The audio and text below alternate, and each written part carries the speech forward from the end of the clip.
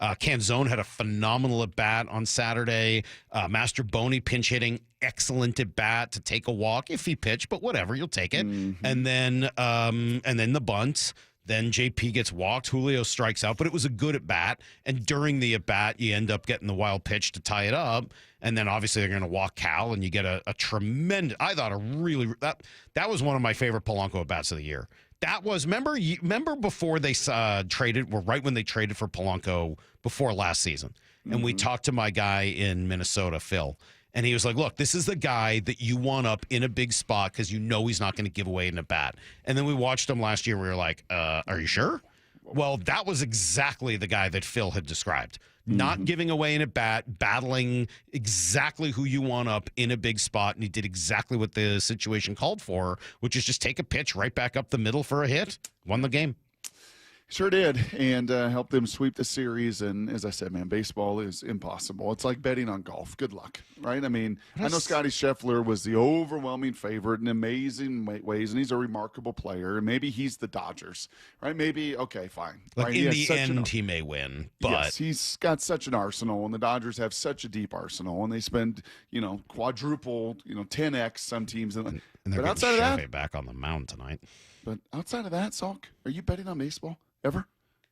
No, I would never. I wouldn't even, I just think it's impossible. I think it's impossible to predict from minute to minute, let alone from game to game or week to week. I think I saw this last night. There were, I think, 6 sweeps this weekend.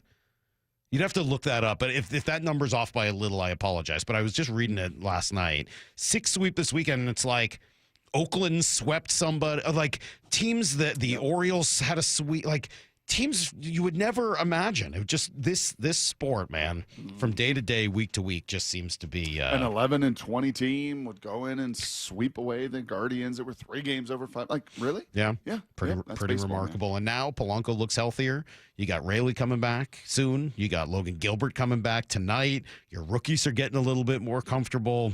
Amazing what just 4 days will do. All right, let's come back here in just a moment and give you guys everything you need to know. For all of the good news about the Mariners, there was one thing that popped out this weekend that was just kind of a bummer. It's not bad news. It's nothing they did, but it's just one of those things that's going to make what can be a really exciting time a little frustrating. That's coming up in 20. Brock and Salk, Seattle Sports on 710.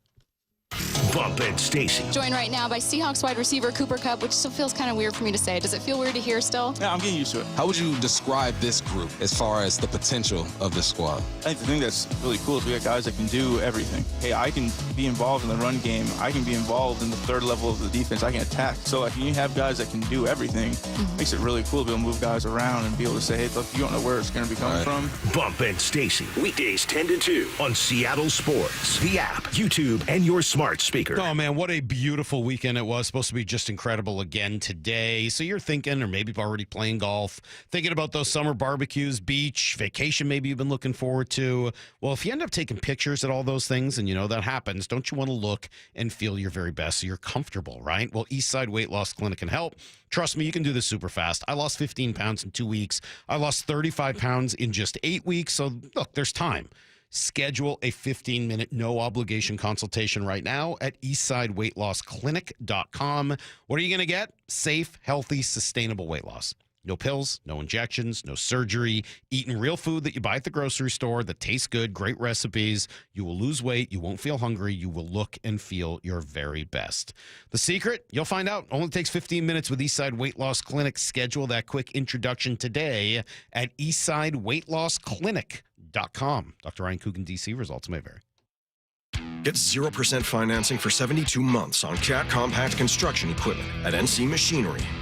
Built for performance, durability, and comfort. Buy now and take advantage of 0% financing for 72 months at NC Machinery.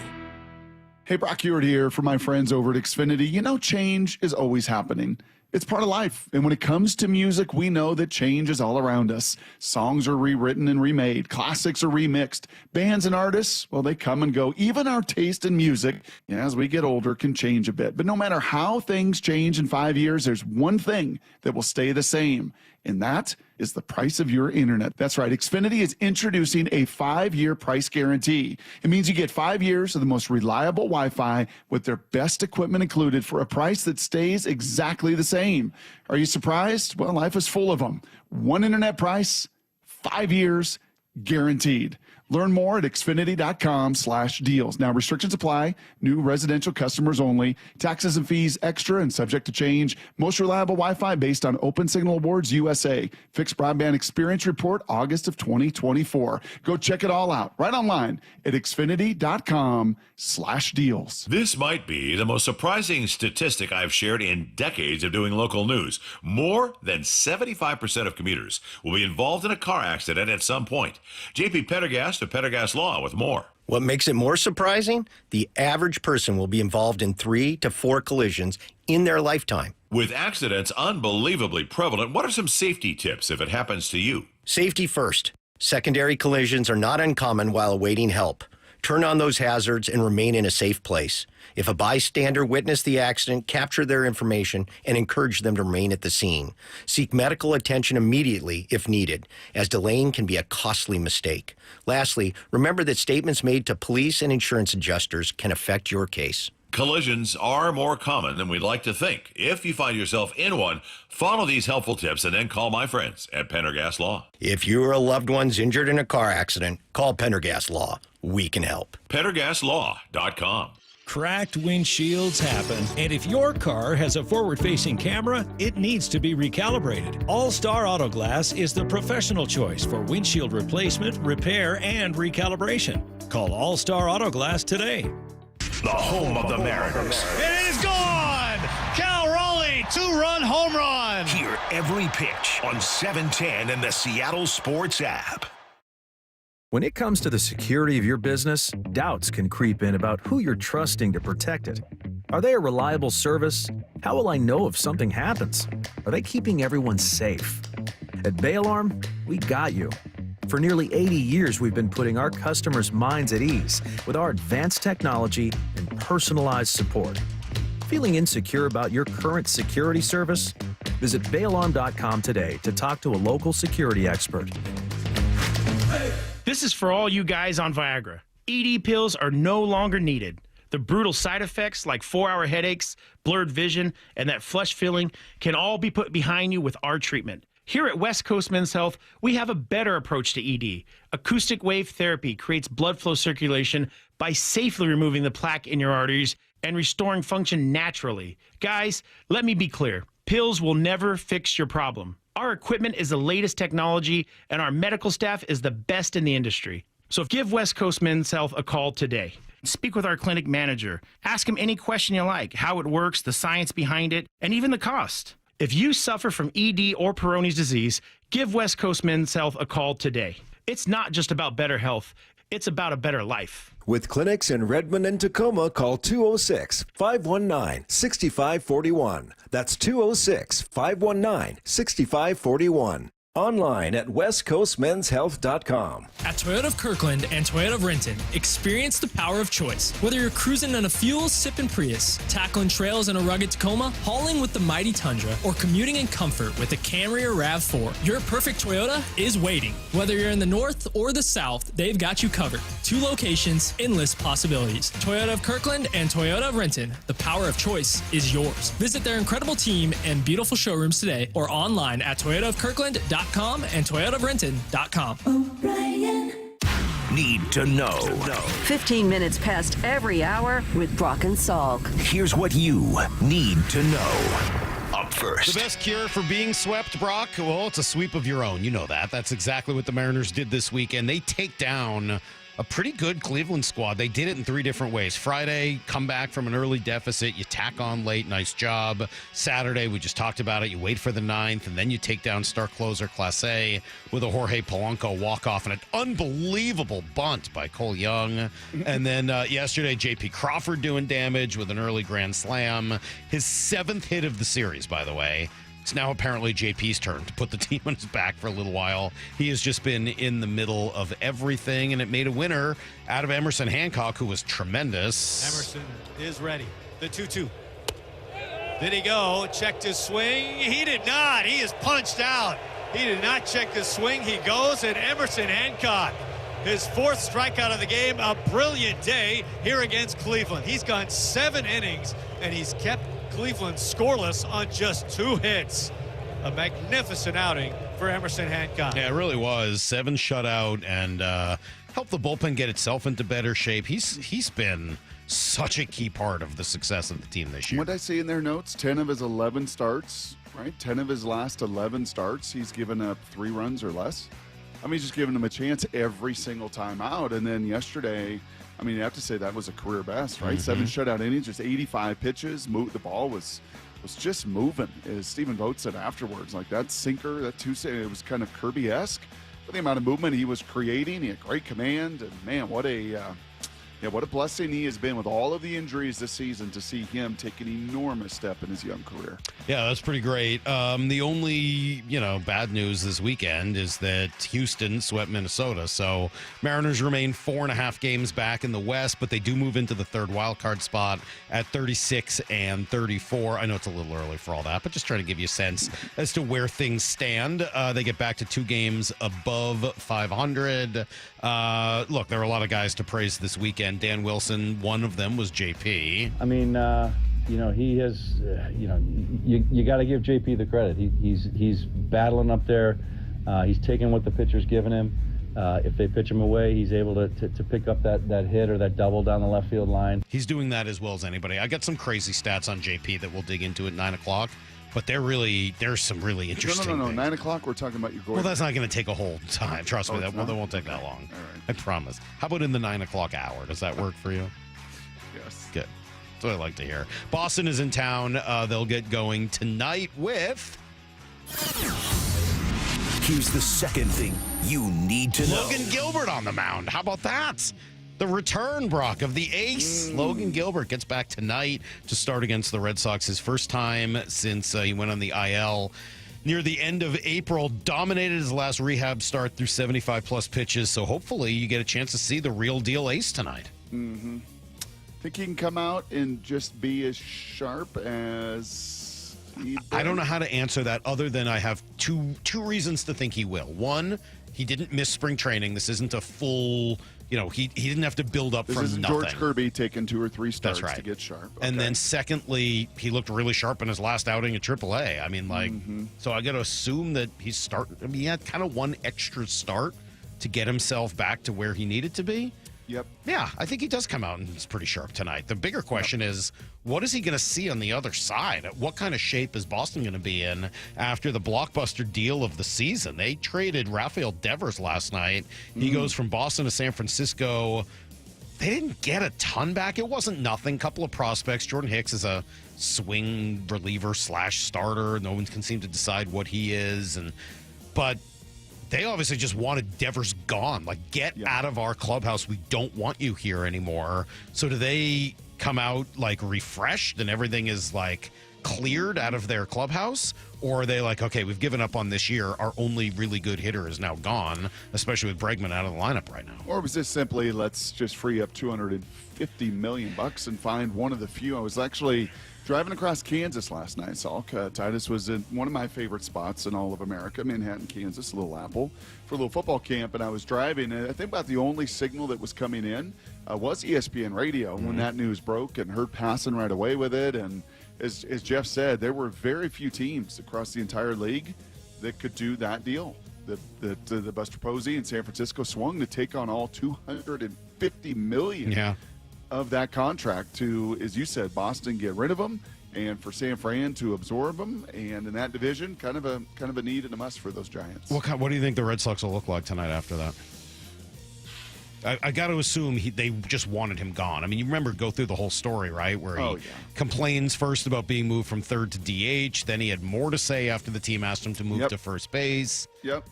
I wonder. I don't know. We'll see. We'll see. They're playing better ball, they're right? I mean, they just took a series from the Yankees as well. And I think they just swept the Yankees, if I'm not mistaken. But then they traded their best hitter. So no idea what we're going to see, of course, over the next 3 nights.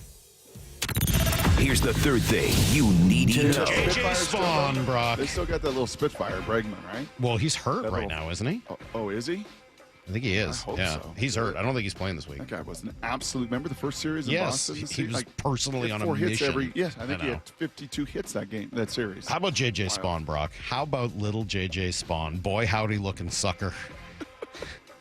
What an unbelievable I think he's weekend. as good a hugger as Boy Howdy. He looks like he would be. Yeah, his shoulders are. I know you love all the stuff surrounding like family, especially on Father's Day for the U.S. Open. Girls out there. Yeah, did you see the shot? There was a reaction shot of his wife with his 2 daughters, or young daughters. Young. And you can just, I mean, I am the worst lip reader of all time. I'm no John Boy. Like, I'm the polar opposite of that. But you could clearly see her saying, Daddy won. Daddy won. I mean, it's just so cool. Yeah. And he's whatever golf's equivalent is of a journeyman.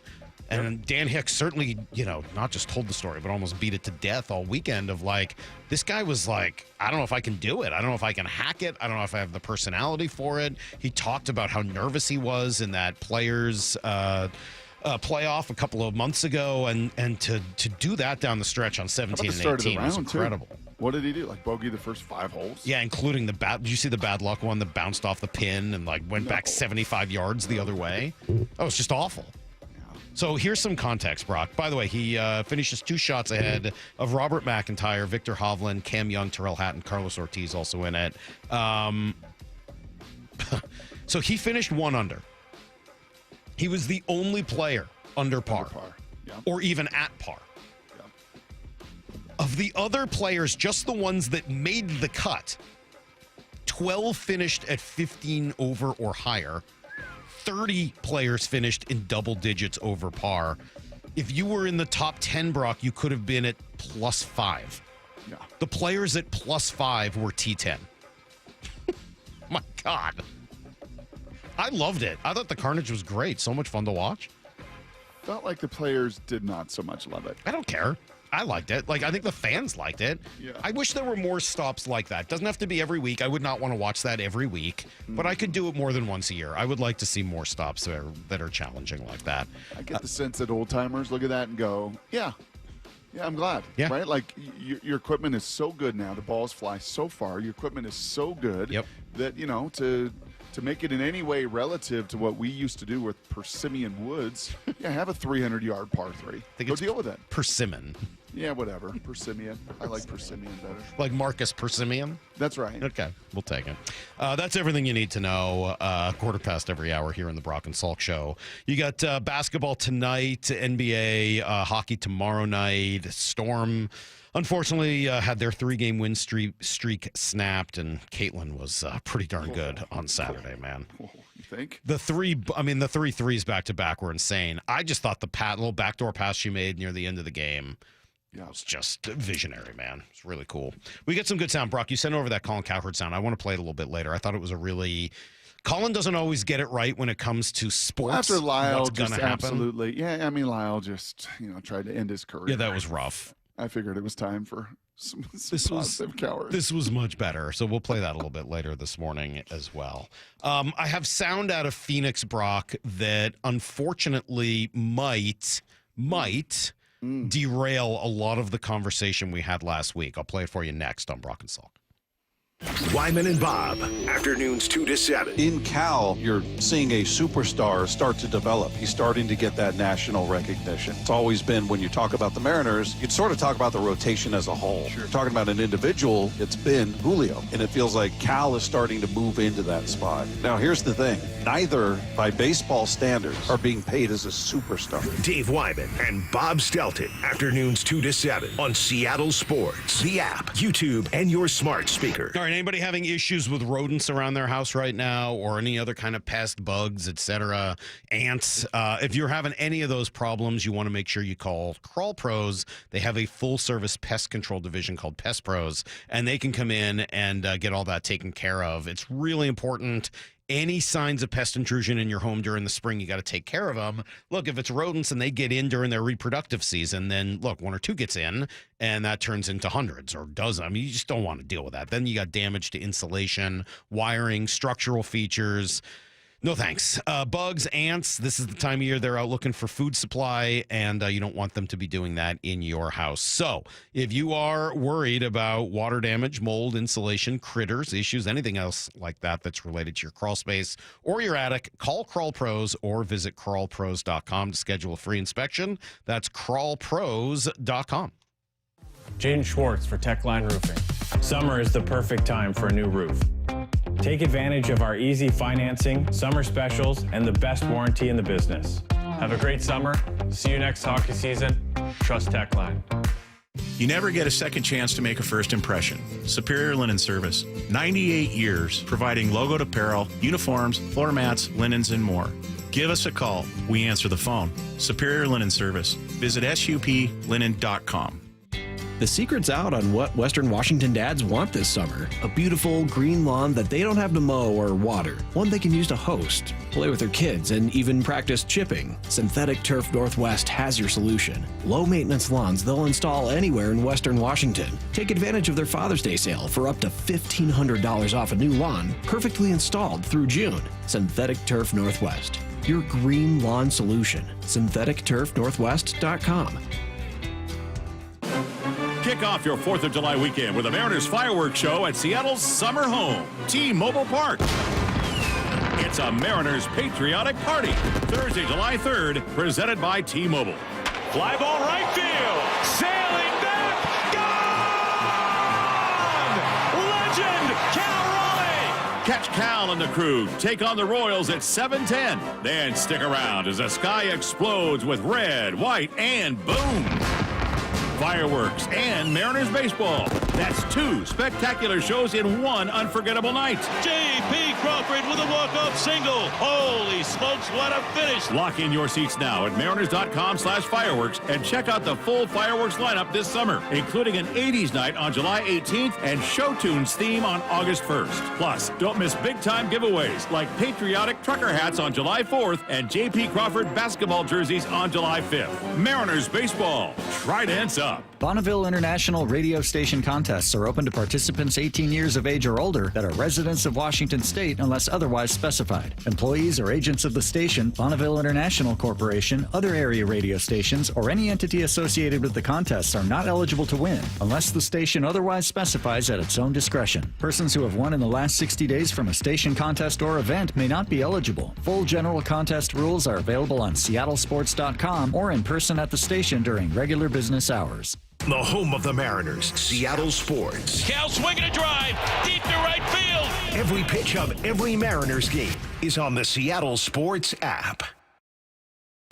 Church's Chicken is bringing even more flavor to the neighborhood with our Bremerton location, and we can't wait to share what we've been cooking up. So stop by and try our bold, juicy, flavor-to-the-bone fried chicken with all our only at Church's Fixins. Yeah, your newest fave is waiting with unbeatable deals and unmistakable crunch right here at the Church's Chicken in Bremerton on 4000 Wheaton Way.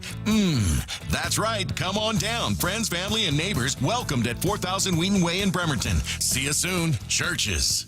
I'm attorney Rob Iddens, proud Marine Corps veteran and owner of Warrior Injury Law. We help all types of injury victims, like Alex. At just 16, she suffered trauma after a broadside collision with a delivery truck. When I came in, they were so nice. They were just like, don't worry about anything. We'll take care of that. It's gonna be okay. Live your high school life. We got your back. And they did. I would recommend Rob because they have a passion for caring for people. If you've been injured, call us at 253-WARRIOR. Warrior Injury Law. Battle tested. June is Men's Health Month, and we want to place a special emphasis on prostate cancer awareness and treatment. It's important for men to communicate about issues relating to their health, especially family health history.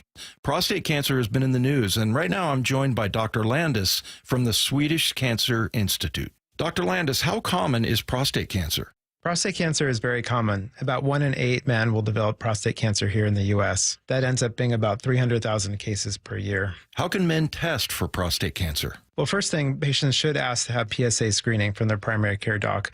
Anyone 50 or over, and if you have a family history starting at 45 is pretty typical. If diagnosed, why should patients seek out Swedish CyberKnife for treatment? What we hear from patients all the time is that treatment really was amazing. They didn't have to take time off of work. The side effects are really minimal, and there was minimal interruption in their lives. Treat prostate cancer with Swedish CyberKnife. Go to swedish.org/cyberknifeprostate. This hour of the Brock and Salk Show is powered by Star Rentals, preferred supplier to the West's best contractors. From the Quantum Fiber Studio, you're listening to Brock and Salk. Weekdays 6 to 10. On Seattle Sports and 97.3 FM HD2. All right, Jerry Dipoto spoke over the weekend, and it's pretty clear that the Mariners want to get better and want to add and have the flexibility to do so. I'll play you some of the sound in a moment. I agree, and I'm glad to hear him say all of those things. I'm curious to see how that's going to work, especially given another little piece of news that popped out of Phoenix over the course of this weekend as well. So let me take you through this a little bit, Brock, and we'll see exactly what all of this means. Where did the Jerry sound come from, by the way? Trident Talk. So this was that's sort of before the pregame show over the weekend. So This is with, I think, Aaron and Gary. And Aaron's going to join us at 8:30 this morning so we can ask for a little bit more detail on all of this. But he was asked just about the trade deadline and kind of where the team is at right now. I mean, he has, That's obviously Dan Wilson. Hold on. Here we go. I think as we sit here, it's the first week of June. We have put ourselves in a good position as we approach the final, we'll call it 2 months leading up to the deadline. We have reached the point in the season where we have identified where our biggest needs are.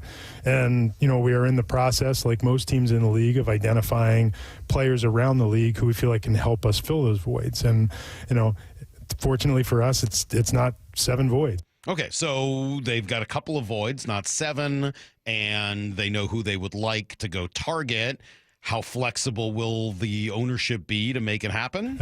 I know we have the freedom to do it. That ownership is going to give us the flexibility to do it, and it just matters who's available. And right now, there's so many teams that are that would qualify as, wow, they're kind of in it, and we're one of those teams. So hopefully, the rest of them all stink for the next 40 days or so, and we can gain some clarity. But we think there are going to be players on the market who will fit what we're trying to achieve, and who we feel like we can go out and acquire because we have as much to offer as anybody else in our position. I think he's right about certainly the last part. So how many teams are in it right now? Just speak to Jerry's point. A lot. So I went looking through just the standings, quick look at it last night. In the American League, there are 2 teams that are more than 6 games out of the playoffs. The White Sox and A's? That's it. Mm-hmm. Those are the only 2 teams that are more than 6 games out. Baltimore is 6 out of a wild card, which, is not impossible for a team that I still think has a lot of talent on it. So you're looking at 2 teams in the American League that are more than 6 games out. If you take that same number, 6, and go to the National League, you get 5 more teams: Braves, Nationals, Pirates, Marlins, and Rockies. So you're looking at a total of 7 teams that are more than 6 games out. But look through those 7 rosters. Yeah. There are not a lot of fits. So tell me if any of these are intriguing to you. A year and a half of Ryan McMahon, third baseman for the Rockies. And by the way, can I add just a teeny bit of context here? Just because as a baseball season speeds by and rolls by, and Jerry kind of says there the first week of June, we're kind of now mid-June, there's 70 games in, 36 and 34. You got 3 with the Red Sox, and then I don't know if you've looked ahead, but it is a brutal 10 games in 10 days road trip. At the Cubs, who are playing phenomenal baseball. Yep. At Minnesota, who, yes, just got swept, but every game was a tight game, just as it was here. And we know, they've got some potent people. And then Texas for 3. So after this upcoming road trip, after this series of 3, it gets off hard. day Thursday, and then it gets real hard. You'll be past the halfway point. Yep. The All-Star game and the trade deadline is not the halfway point. You'll be at 83 games after this upcoming road trip, just to kind of contextualize how quickly, right, how long the marathon is. But then in these little junctures, you're like, whoa, yeah. Well, we're at 70 games. Oh, wow, we're at 80 games. Wow, we're in the second half of this season after this upcoming road trip. Yeah, it's later than you think. So, yeah, I start looking through these teams, Brock. There's not a lot of options. I mean, Colorado, Ryan McMahon would be the one name on the Rockies. I don't think anybody's going to want to take on his $16 million a year for the next year and a half. But not hitting even in that park. Right. That lineup, not a lot of help around him, but I mean, he's just not even. He's hitting better than consistent. a lot of the other players on that team, which doesn't say much. But all right, at least he plays the right position. So all right, we'll at least put a pin in that one. Okay. The Braves, you really think the Braves are going to sell? I just don't believe it. I know they're out of it probably this year, 8.5 back or something like that. They've been bad. They just got their guy back, and I just don't see them selling. And even if they do, Lyle, I remember you mentioned Austin Riley in the offseason as a possibility if they wanted to, totally move on from that contract and change things up a little bit. I don't see that being a deadline deal, though. That's the kind of guy that if you were going to trade him, you'd trade him in the offseason. So I don't see a natural fit with the Braves. We've mentioned the Pirates, and Isaiah Kiner-Falefa are really the only player on that roster that I would want. The Nationals do have a good he's young. He's kind of a utility guy, right? Yeah, he's a utility guy. Corner infielder, He could play corner infield every day, or second base every day. Okay. He's hitting too. I mean, I think he's a really good player. So he would be a name that would intrigue me. The Nationals, we saw them. They've got a really good young core. They've got some relief help, so that's one way to go. But maybe Nathaniel Lowe if he starts hitting. Other than that, there's not much there. The most interesting name I found, I can't imagine that the Marlins would be willing to give up Jesus Sanchez, but he was the only name that I came across on any of those 7 teams that I was like, oh, all right, if you could get, I mean, he's got 3+ years of club control. Next year will be his first arbitration year, so maybe the Marlins don't want to pay any of that, and you have enough young prospect potential to try to get him back. He's a really good hitter, could play right field for you every day. There'd be some value to that. That would allow Raley to play a lot more first base, which would make you better. That's the best I could come up with. I mean, you're going to get Luke Raley back. Hopefully next week. He went 3 for 7 with a double over the weekend, so maybe that's a good sign. What was the one team we talked a lot about last week? That was the Diamondbacks, right? Well, what if you were to swing a trade for both of their corner infielders, Josh Naylor and Eugenio Suarez, 2 guys who are both going to be free agents at the end of the year? GM Mike Hazen says not so fast. It's hard for me to wrap my brain around that line of thought. I get it. Yes, it probably objectively makes a lot of sense to want to, load up for some imaginable future. I would have thought I'd have Corbin Burns and Justin Martinez and AJ Puck for the entirety of this season. That didn't go that great for us.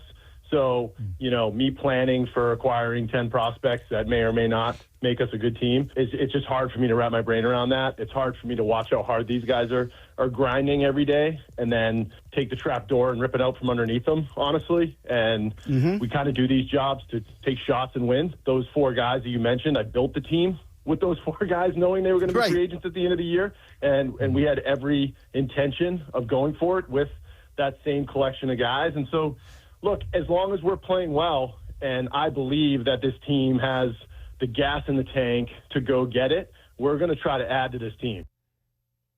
And try to add. Was that Bert Breer or Mike Hazen? That's Mike Hazen. That was Mike Hazen. Really, really nice guy, by the way. Yeah.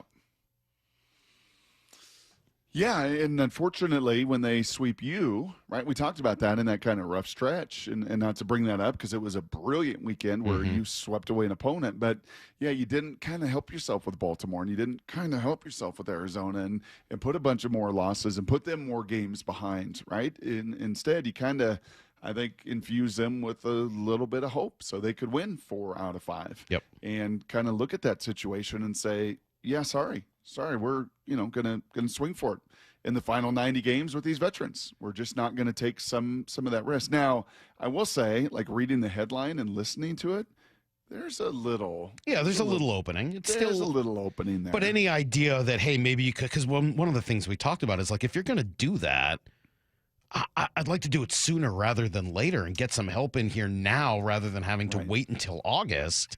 And that definitely shoots down any sort of thought that something like that might happen. And yeah, you did see a major blockbuster yesterday with Rafael Devers changing teams. Those are pretty rare this time of year. Not impossible, But I would be willing to bet that he was not necessarily, optioned to the rest of the league. Yeah, you kind of look at that two different ways, right? As I said, I was on the old I-70, Salk, which is, you want to talk about a straight road. I've spent some time on that road. Oh, it is a straight road. Right through Nebraska? Right through or Kansas. Kansas, yeah, right through Kansas. It's 80 that goes through Nebraska. 80 through Nebraska, 70, 90 a little bit to the north, 90, 80, 70 all the way down. In passing was like part of the reason San Fran did this. So you can look at this kind of two ways, right? That blockbuster trade yesterday, if you're going to spin it in any way to the Mariners. Okay, wow. And the positive is, okay, we're going to have a market. This kind of sets the very top end of the market, but at least there's a market. There's going to be some movement. That's one way to look at it. The other side of it, which Passon said, is, this is such an outlier. And this was the only way for Buster Posey and for San Francisco to do anything. In his estimation, this is not going to be a heavy bats kind of move and trade deadline. And San Fran said, well, the only big bat that could be available to really transform our lineup and transform our offense is going to cost us $250 million. And I don't think in any world the Mariners even entertained that at all. Right? If Boston was calling around and looking for partners, I cannot imagine that they even got on the phone with Justin and Jerry. I'd be willing to bet no American League team was offered the opportunity to talk to him. That would be my guess. I can't tell you that for sure, but I would be very surprised if first of all, I don't think they wanted this public at all in case they couldn't pull off a deal. So were they reaching out to the 29 other teams? I doubt it. Mm-hmm. I would guess that this was sort of one or two teams that they were specific about talking to, and that's one of the reasons that the return is not higher than it would have been if they had been able to go to all 30 teams or 29. Mm-hmm. I'm also willing to bet that they kept it out of the American League. Like, yeah, we'll talk to the 3-4 teams that might be interested in the National League to get him out of here so it's not coming back to look bad for us all the time. So even if the Mariners had been interested, I'd be willing to bet that they were never even given an opportunity to talk about something like this. Yeah. I don't know whether I'd want Rafael Devers for the next, what is it? How many years? 8 years? 8 years, 250. Man, I know he's an unbelievable hitter. He rakes. He's one of the best hitters in the game. Would you want to take that on? That is a dangerous game, man. Not just because of the 25 a year, but just body.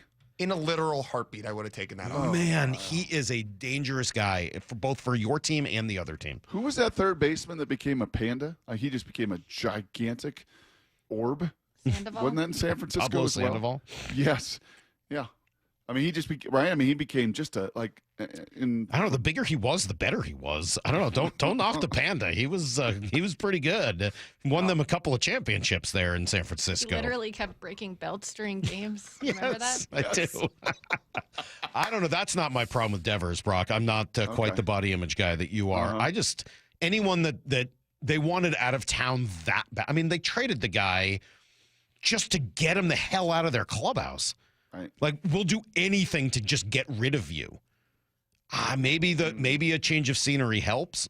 Maybe that's the thing that allows. He was so frustrated, right? He's not playing third base there. Matt Chapman's there, right? I know he's injured right now for the next month, but wasn't that part of his big beef? Is behind my back? But then he started DHing, and they were like, "Well, could you go play first?" And that's when he really lost it. Like, you want me to learn a position during the year? Like, dude, it's first base. Tone it down.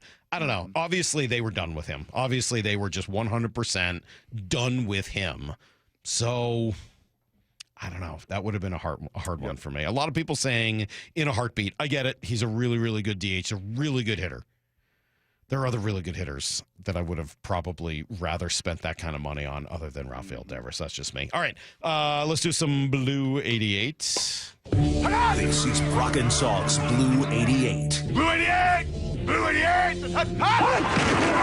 We take you to the field as Brock Ewart breaks down 3 football questions as only he can. Now here's your hosts, Brock Ewart and Mike Salk. All right, Brock, this is that time where NFL teams don't really have eyes on all their players. They get nervous. The coaches worry what's going to happen. Any reason to be extra nervous or less nervous? Yeah, I honestly think this is a less nervous time than it was 2, 3, 5 years ago. Okay. I mean, we remember specifically, I think we even had sound from John Schneider. Oh, yeah. Pete Carroll and those guys talking about, Yeah, this is danger zone time because this is the first time these guys have significant coin in their pocket and a lot of freedom. And it wasn't but a week or two later we get the horrific news that Malik McDowell is in an awful ATV accident.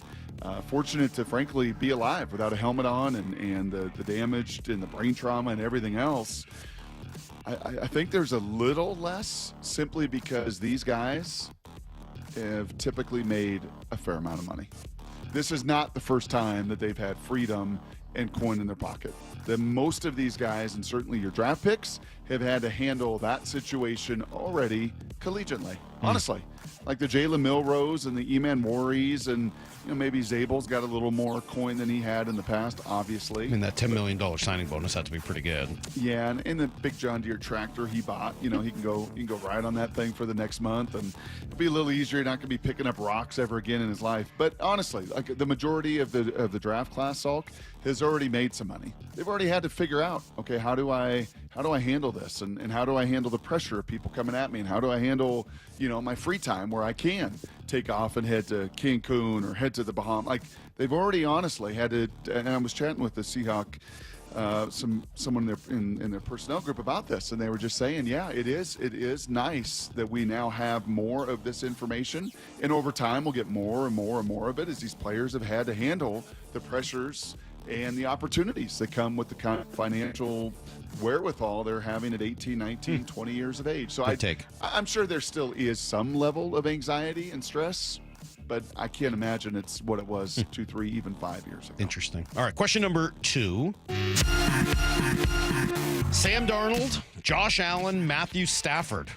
What do they have in common? What do they have in common? They rank, let's see here, they rank number 20, number 21, and number 23. And it goes Sam Darnold, Matthew Stafford, Josh Allen. And what is that number? That is, according to PFF, the most accurate QBs on third down. How about that? Is that kind of shocking, or is that kind of shocking? Well, you know what it tells me? That's not a very good stat. Oh, let's see. You know who number 2 in the league was? No. Well, I mean, number 1 was Joe Burrow, Salk. It's a pretty good stat. Okay. Number 4 was your guy Baker Mayfield. Number 7 is Patrick Mahomes. Tells me it's not a very important stat. In between them is Daniel Jones. Right. Kirk Yeah, Cousins. dude, I'm done. Stop. And number 2? It's a silly stat. Number 2? Russell Wilson. Geno Smith. Okay, I don't care. This stat seems absurd. I'm like, based on where all of those players are, sometimes all you need are eyes. Sorry, man. If Josh Allen and Matt Stafford and those guys are that low, then this stat is meaningless. Well, what it tells me, and I actually dug in a little bit deeper, just into ESPN, just looking at the split, Salk. So that's PFF, that's grading it, that's judging the accuracy, that's people right in the film room trying to put that in perspective. The raw numbers, just kind of looking at the raw stats, does tell you third down will be a focal point for Sam. That's where too many interceptions occur. That's where a bunch of sacks occur. That is the money down. We talked about this when they traded for him, and we had different kind of people walking through it and pressure in a muddy pocket and all these things. But third down, the money down is where we're going to look at the red zone and third down this season more than anything else. Where does Sam Darnold and how does he perform in that? Between the 20s, early downs, play action, pretty confident he'll be just fine. Third downs, red zone, that's where Sam Darnold's going to earn his 30-some million guaranteed dollars. All right, question number 3. How's college football doing these days? How about this one, Salky? I was in Manhattan, Kansas yesterday. Nice. We talk about player empowerment, right? These players are more empowered today than they've ever been. They're empowered financially. They're empowered with much more of a voice. They're empowered through, you can't do 2-a-days. You can't be in just all these things that have empowered the player. How about this one? Coach I was chatting with, I love that staff. I said, how are things looking for you guys? How's the upcoming season? And he said, well, the Big 12 is going to be really good. Honestly, it's going to be really good. You're not going to hear much about it because it's going to all be about the SEC and the Big 10. But we're going to be really good. There's not many bad teams. And he was kind of running through them. I'm like, yeah, you're right. There's a lot of good teams in there. And he said, you know what else we're doing? No media poll. It crushed Kenny Dillingham. Lyle, this is right up your alley. it crushed Arizona State last year. The fact that they were picked dead last in the standings in that media poll going into the year was a what do they call that? Like an anchor. Mm-hmm. You know, just all season long they had to just overcome. They're not that good. They're not that good. No, they're actually a really good team, and unfortunately they had to fight that narrative and that perception. So the league coaches told the commissioner, "We're not doing it. We're not doing a preseason media poll." So I'm sorry if the media is all up in arms and whatever. Like, it is not only the coach or the players that are empowered, Salk. These coaches are telling the ADs, they're telling the media members. Giving them their business. That's right.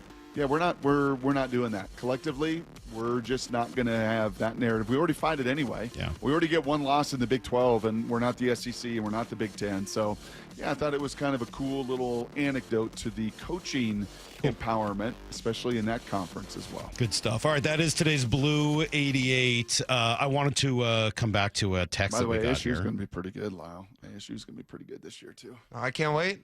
You get Levitt back. You got Tyson back. I can't wait. Yes, you do. Okay, you got a text. I'm sorry. Tyson in Gig Harbor says, Salk, going after one of the best older, expensive batters in baseball? That's a dangerous game. Also Salk, going after Hendrickson, one of the best older, more expensive defensive linemen? Give everything you have to get him. Well, I think you might be leaving out a couple of notes on that. One, the issue with Devers isn't the older or any of that. It's the personality. Is there a problem such that they want him out of their clubhouse? That's a unique trade that's getting made. Isn't Boston a unique environment, as you also texted us last night? It is. Isn't there just kind of constant drama? There is, but it's still pretty rare to get traded out like that. Okay. Right? I mean, like, Nomar, I guess, would maybe be the last one. Like, I mean, Mookie Betts, they moved away from as well. They right? moved They away, didn't but wanna not in the pay middle of the Mookie night Betts. where they pulled him off a plane and said, get out of here. We just don't want you anymore. Yeah, that was more they were trying They to didn't go want to pay him. a They didn't wanna cheaper pay him. route, Right. and it was the offseason. This is not that, I don't think. This is, we need you gone immediately. Please leave. So that, I think, makes me a little nervous. Also, look, let's be realistic. The Mariners have, probably one shot to sign somebody in that $25 million plus range. They're not going to pay a bunch of different players. So you got to make sure you get it right. If you are, and I'm not saying I don't want them to go get somebody at that level. I would love that.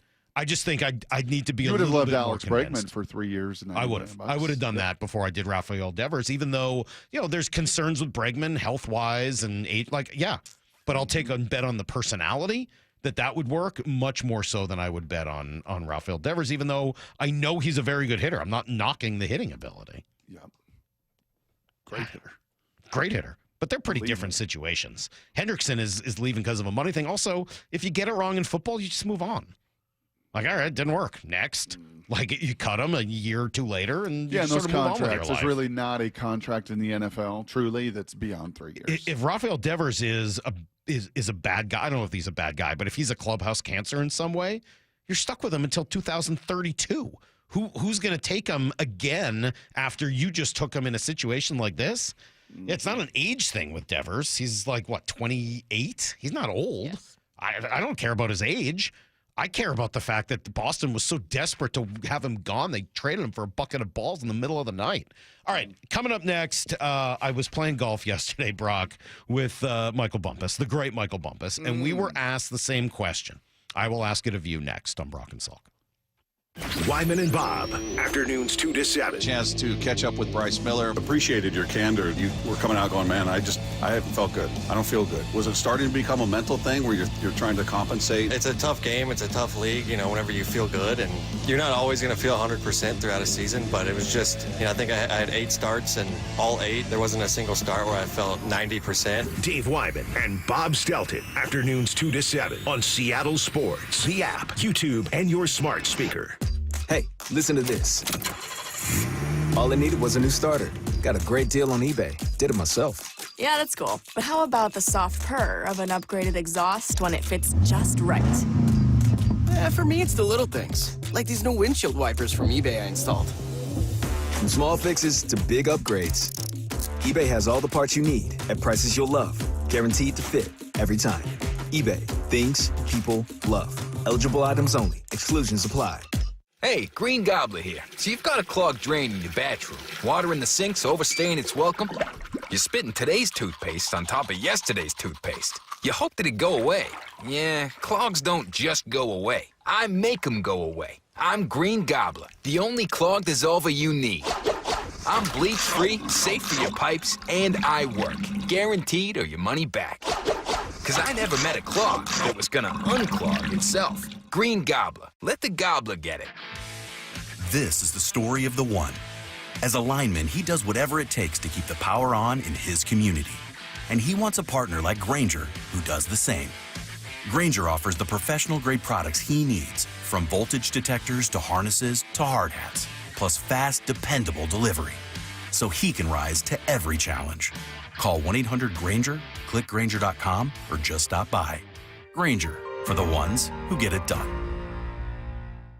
As a fan, you know all the important sports cliches. And when you save money by bundling your home and auto with Progressive, you can get out there and give it 110%, even though that's mathematically impossible. And remember, failure is not an option. Well, it's always an option, just not a good one. But you're not worried because you've got ice in your veins. You're on fire. How can both of those things be true at the same time? Well, that's between you and your doctor. So get out there and leave it all on the field.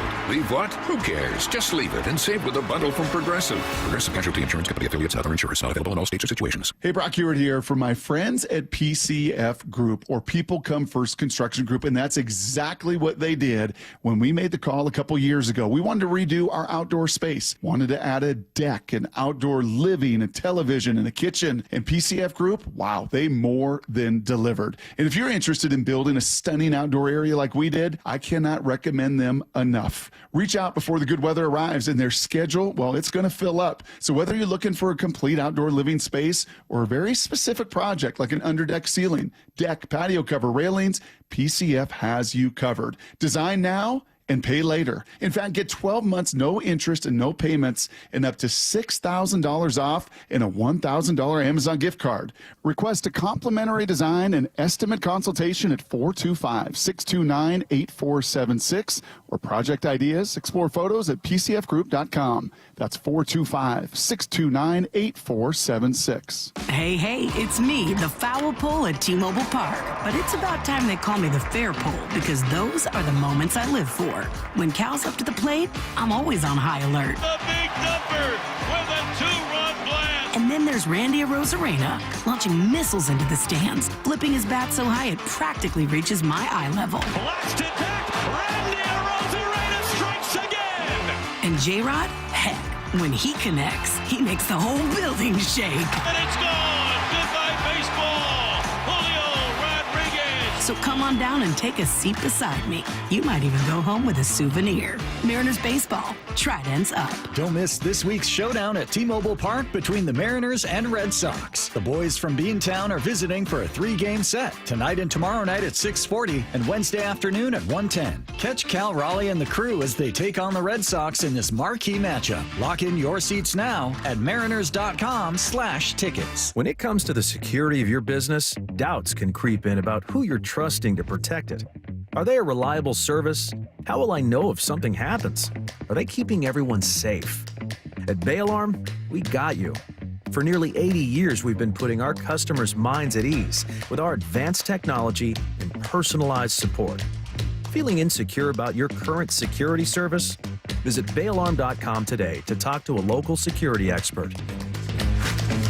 G. Scott here with former Seahawks Cliff Averill and Doug Baldwin. I heard you guys are having a celebrity pickleball tournament to raise money for Nourishing Champions. Why pickleball? Obviously, it's a growing sport, but also this model is that we will actually be playing with community. We are the most competitive people, so regardless of how sorry Doug might be, he will be out there competing like it's a Super Bowl. Sign up for the Celebrity Pickleball Tournament, open to all skill levels. For details, go to championsofchangefoundation.org/pickleball. Let's go! This is Seattle Sports. Streaming through the Seattle Sports app. KIRO AM Seattle. KIRO FM HD2 Tacoma. Home of the Seahawks, Mariners, and everything Seattle sports. Give me a freaking auto! From the Quantum Fiber Studio, this is Brock and Salk on Seattle Sports. Brock Hewitt and Matt Marcus. Sorry about just Mike Hewitt Not exactly Joe Cap there in the pocket. Now here are your hosts, Brock Heward and Mike Salk. 253 says, Salk, can we trade you out? We don't want you anymore. Whoa. Please leave. Where would I go? I'm already here. Man. That's not nice. That's not nice at all. That's not nice Monday morning. You have a good Father's Day, by the way? Well, my family was gone. They were all out of town. As you might expect. I was home alone for Father's Day. Yeah. Really? We celebrated last week. It was fine. It was just sort of the way the schedule worked out, and we talked about it ahead of time. But, yeah, we celebrated last week. So you had a weekend of Salk. I did. It was kind of nice. Golf Friday, golf Sunday, Yeah. watch golf, Yeah. watch the Mariners. Yeah. Well, it was like I had buddies over Saturday night. Like, it was perfect. Yeah. You popped the rest of them dandelions? Huh? No, they're pretty I well saw gone. your tool, by the way. I saw that The tool. Fisker?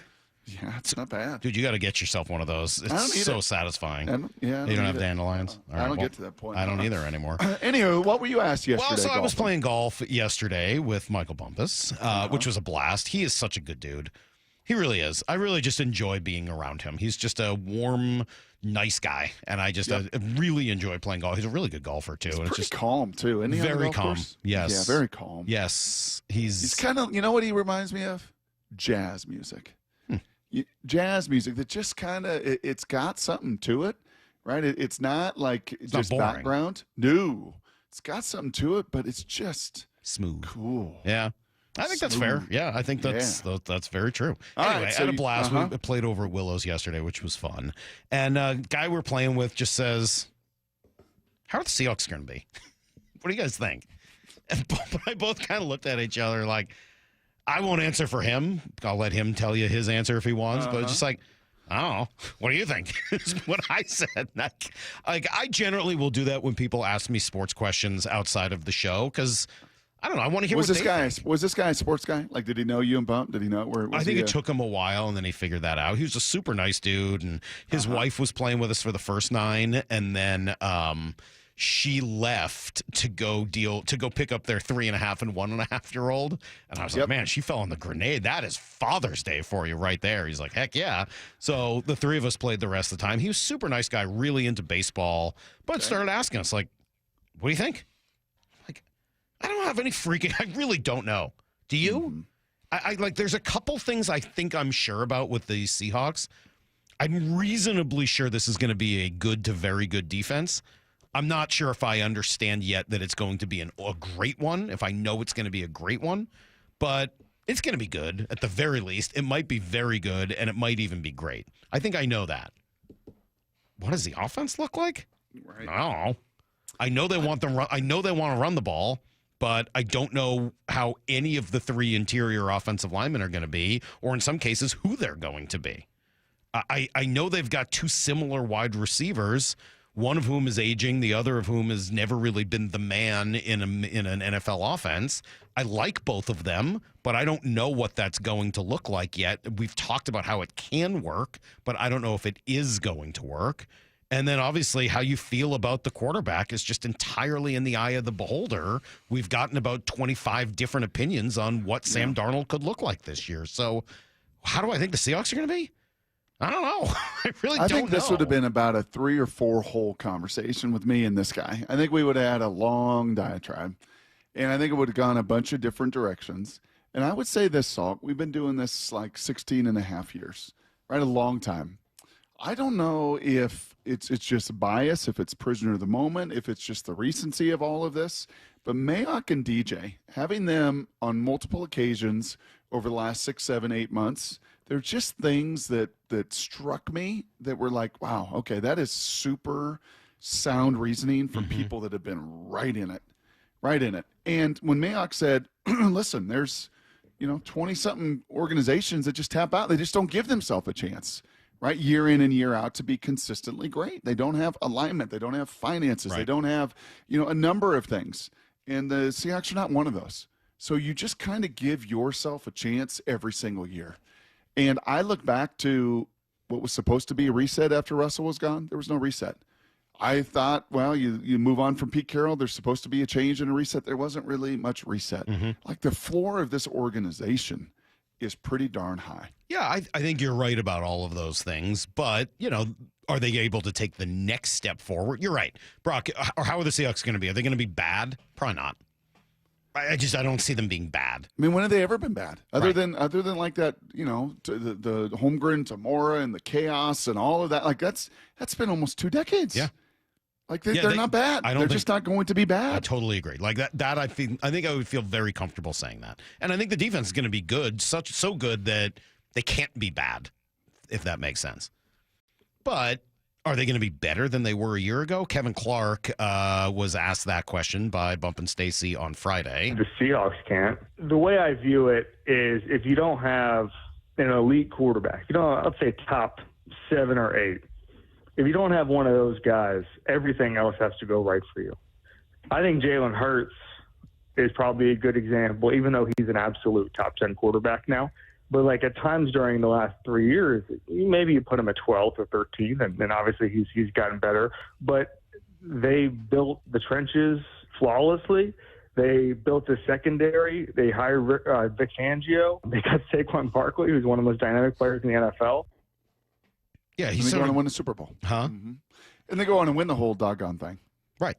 And I think that's his point of like, hey, if you don't have all of that or the franchise quarterback, it's really hard to win at a high level. And so actually he has sort of an interesting take on what happens if they're good, not great. The one thing that I hope, and not to be kind of morbid about the Sam Darnold era, is if it starts going south, I don't want to see the Seahawks. They've sort of felt like this the past, few years.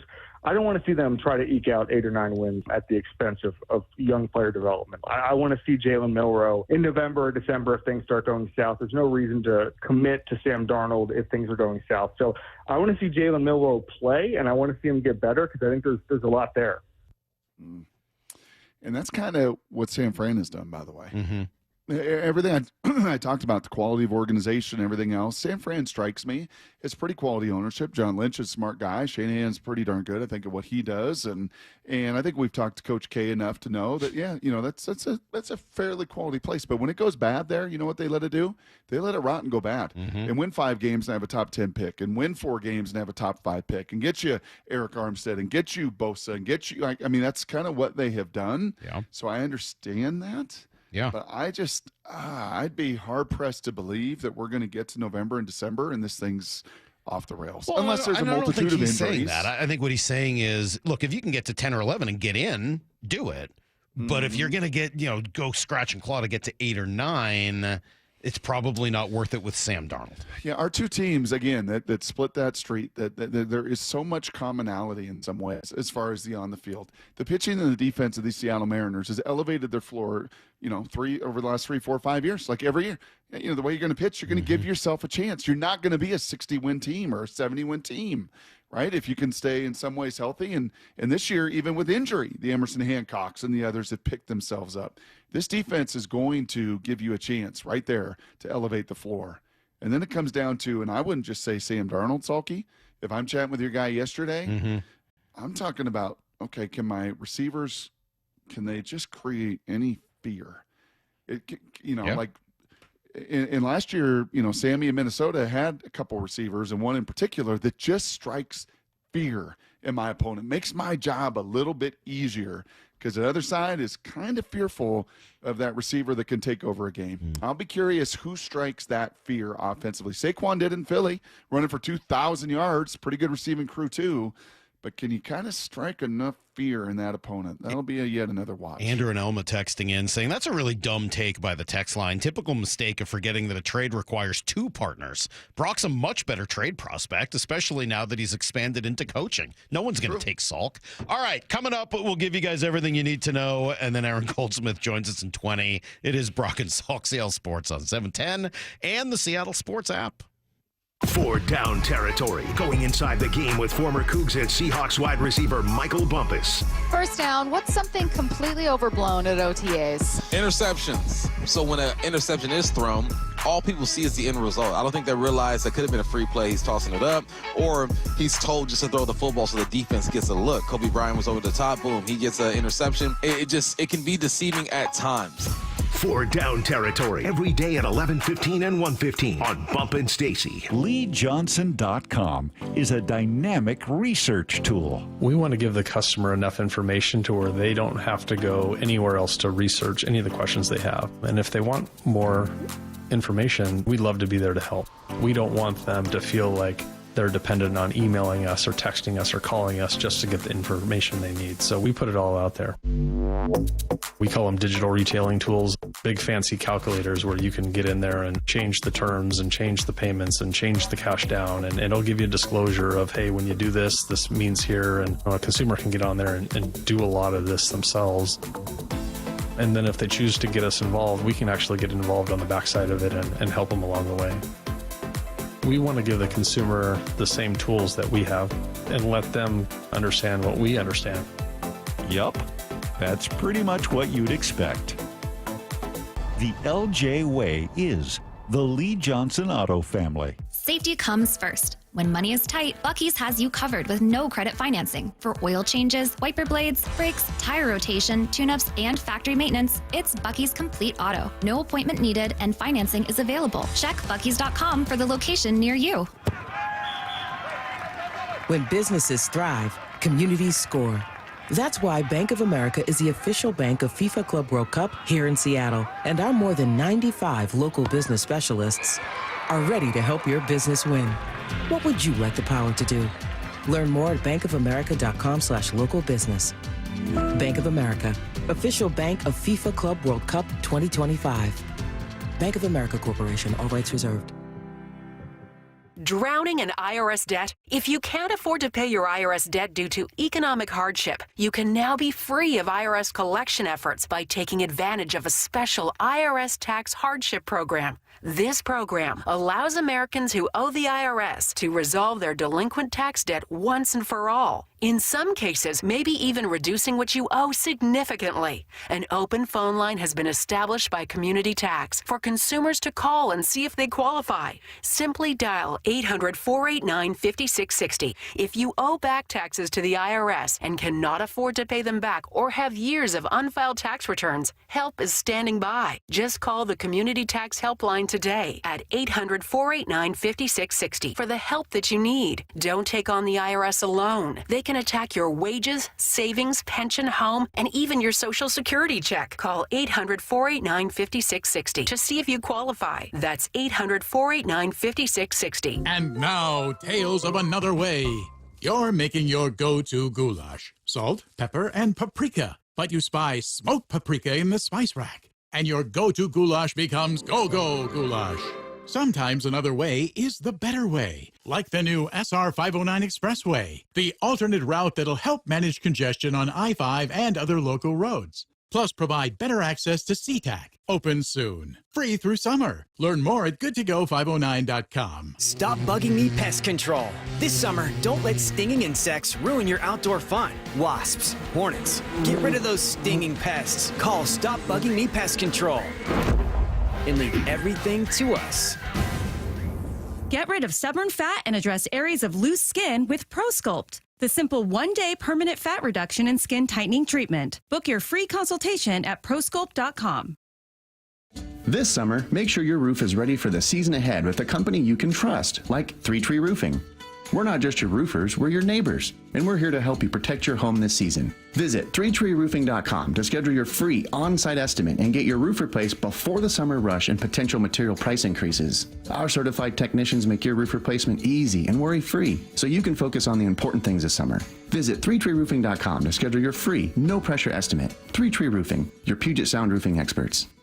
Do you have a car you'd like to sell but don't want to go through all the hassle? With all the scams and security risks out there, more and more people are uncomfortable selling their own car. So how do you get the most money for your used car without selling it yourself? Stacy here with the answer. Wayscar Ford in Auburn. Not only will they purchase your car and pay you right up front for it, but it gets way better. Once they resell your old car, they share half the profit with you. The question I get most from my friends and colleagues is, what's the catch? And how can they offer this? It's super simple. All the money they save by not traveling to buy cars at auctions, like purchase fees, shipping, and travel expenses, is what allows them to offer this. They'd rather share that money they save with you than outside vendors. They encourage you to shop around, but if Wayscar Ford can pay you the same or more as their competitors and then share half their profit with you once they resell your car, why would you sell your car anywhere else? They've already shared over $800,000 with customers, and it's only at Wayscar Ford. That's wayscarford.com, Wayscar Ford in Auburn. 1877 Cars for Kids. KARS Cars for Kids. 1877 Cars for Kids. Donate your car today. Donate today at carsforkids.org. That's cars with a K. Your car can be picked up as soon as the next day. Receive a tax deduction and vacation voucher. 1877 Cars for Kids. Donate your car today. Now accepting donations of land, homes, buildings, or any kind of real estate. Need to know.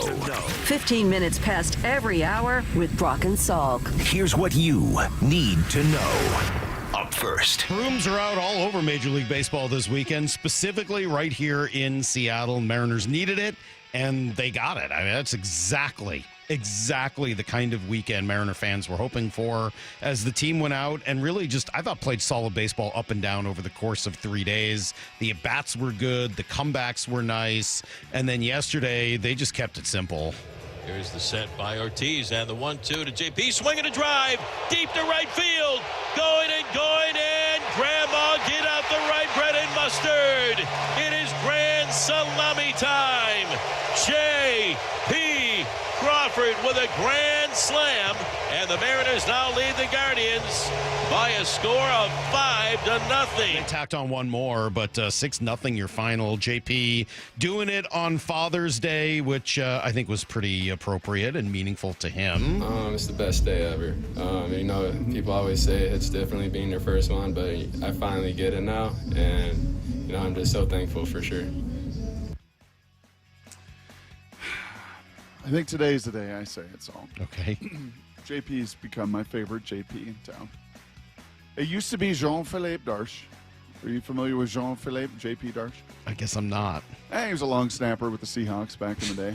For whatever reason, that name didn't register. He became a doctor. He went in med school. He actually had wider hips than me, so I really had great affinity for Jean-Philippe. Sure. Yeah. Yeah, I think JP's passed him. And not only that, Salky, do you know where JP Crawford ranks in all of baseball in on-base percentage this morning? All of baseball. Do you know where he ranks in on-base percentage? Fourth. Third. Yeah. 411. Behind Will Smith and Aaron Judge, and that's it. Pretty crazy. And he has he's a 2.7 WAR right now as well. He's on his way to a 6-WAR season. Mm-hmm.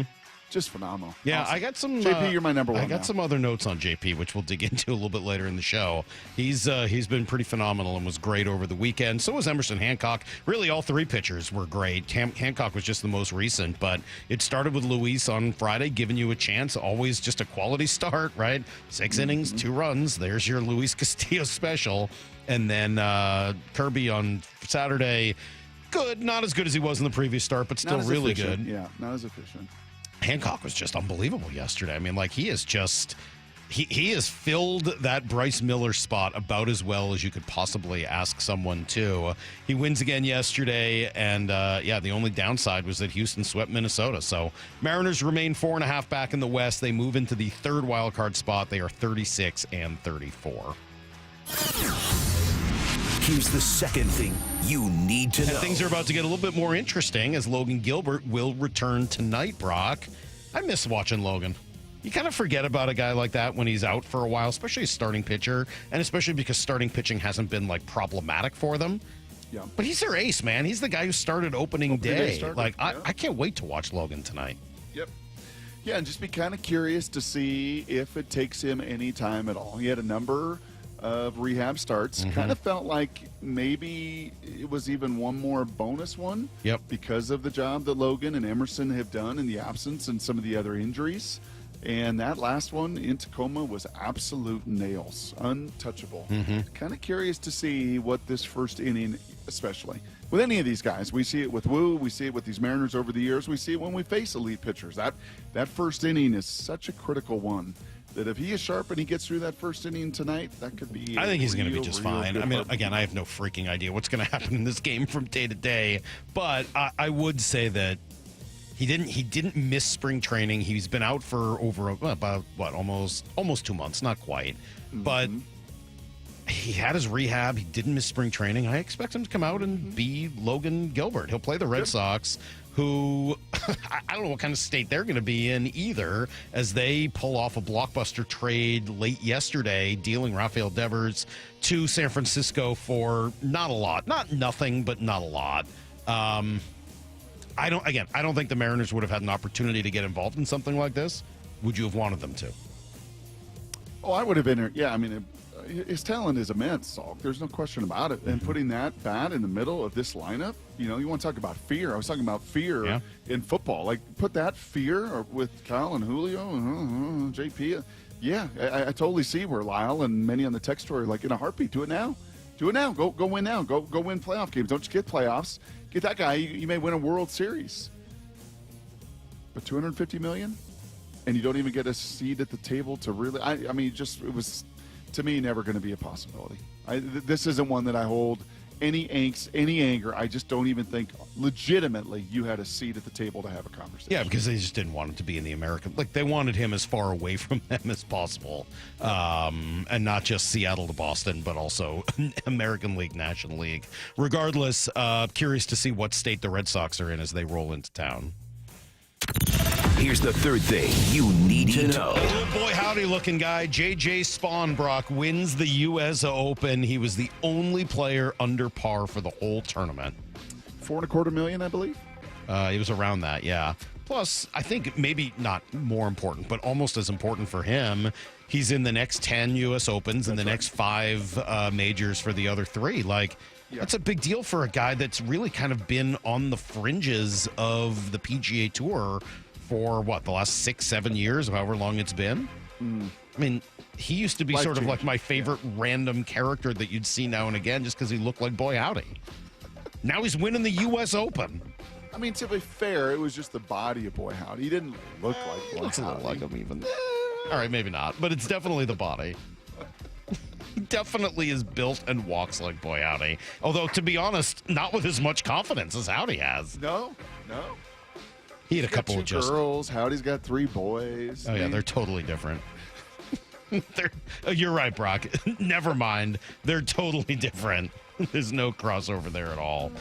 It was a great tournament. I really did enjoy seeing how hard it was and seeing those guys struggle. I would like to see more of it. Again, I wouldn't want that every week. I think that would be also kind of annoying and boring.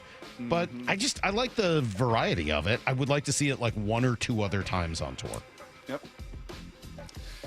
Yep, I think those players, including Rory, were ready to get the heck out of the suburbs of Pittsburgh. I mean, but and never good. see that again. It That's should right. be like that. That's right. Good test. Good battle. Don't be such babies. They didn't complain, really, though. I didn't hear a lot of complaints. Not like when they were here at Chambers. No. They complained a lot more at Chambers than they did at Oakmont. It's all the greens here were brown, okay? Of course. They were the right color, so everything was a problem. All right.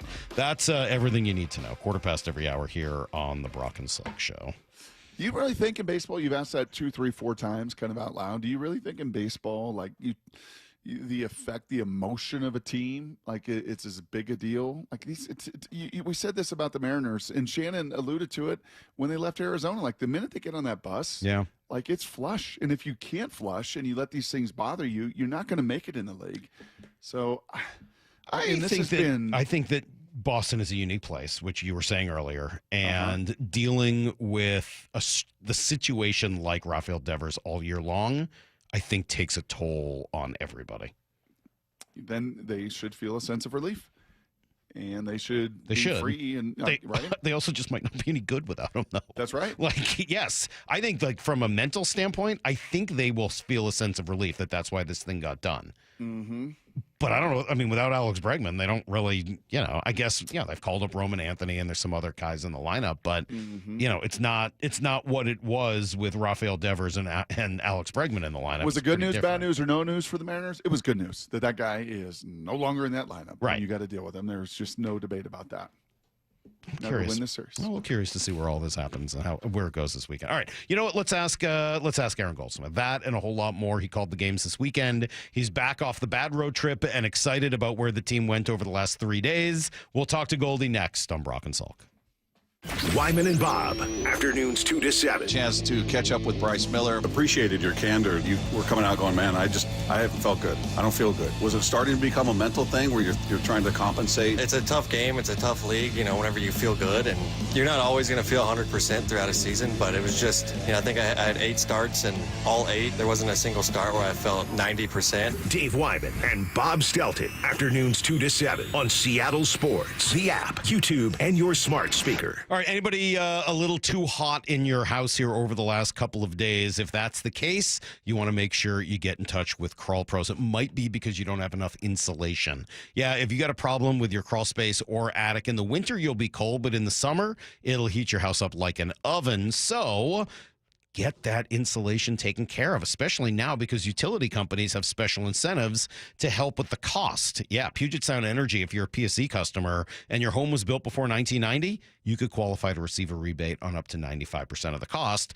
to get your crawl space and attic properly insulated. Yeah, 95% of the cost. Here's what you do. Call Crawl Pros, learn what's going on behind that crawl space or attic hatch for free, and then they'll help you figure out what energy rebates you're eligible for as well. It's the time to do it. Call Crawl Pros right now or visit crawlpros.com. If you're worried about mold, water damage, insulation issues, critters, anything else related to your crawl space or attic, take my advice. Call Crawl Pros or visit crawlpros.com. Free consultations, no fee guarantees, 5-star reviews. JP Pendergast with Pendergast Law explains the importance of going beyond these familiar offerings. Accident victims want an attorney, Tom, that satisfies their needs. Someone who handles those needs with the highest degree of care.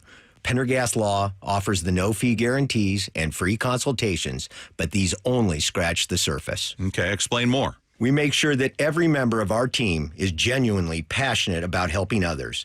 Customer service and communication are our top priority. It's how we take care of our clients so they always feel one step ahead of the insurance companies. Our strong reputation for high standards provides comfort and confidence when it's needed most. Pendergast Law offers the free consultations, the no-fee guarantees, and of course, they are 5-star rated. But what really makes them different is their genuine passion for helping others. I can't recommend them enough. If you or a loved one has been injured in a car accident, call Pendergast Law. We can help. That's PendergastLaw.com.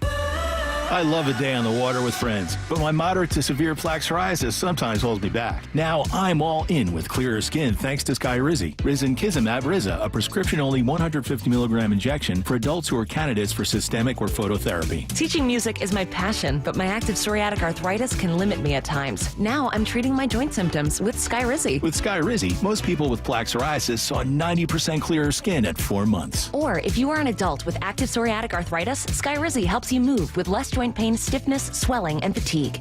Don't use if allergic to Skyrizi. Serious allergic reactions, increased infections, or lower ability to fight them may occur. Before treatment, get checked for infections and tuberculosis. Tell your doctor about any flu-like symptoms or vaccines.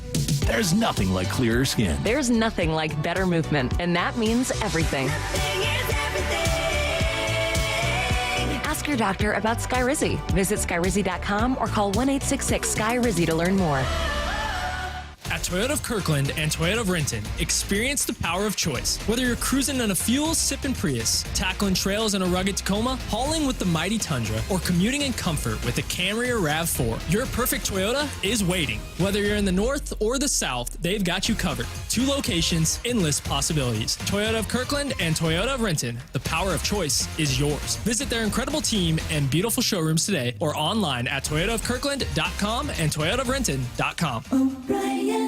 The home of the Mariners. Left off to center. It is on its way. Julio, 2-run home run. Hear every pitch on 710 and the Seattle Sports app.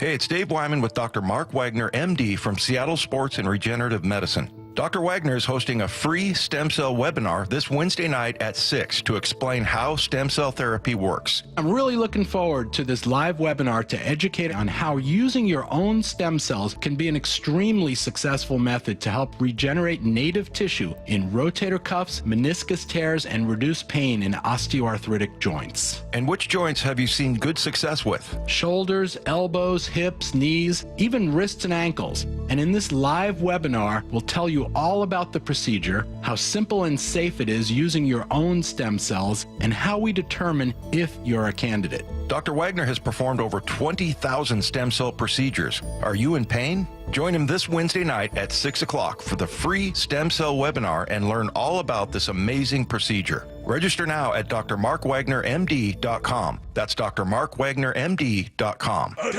I'm attorney Rob Iddens, proud Marine Corps veteran and owner of Warrior Injury Law. We help all types of injury victims like Sean, who was rear-ended in a car accident. They're just easy to work with. They're fast. I like the fact that he had military service. I can see a lot of Marine in Rob. He's very in charge, really gets things done. But I didn't have to do anything. He offered me a settlement, had a number in my head, was nearly double that. I would refer absolutely anybody to Rob. If you've been injured, call us at 253-WARRIOR. Warrior Injury Law. Battle tested. Eddie's! Business leaders know to solve a problem, you gotta look at it in a new way.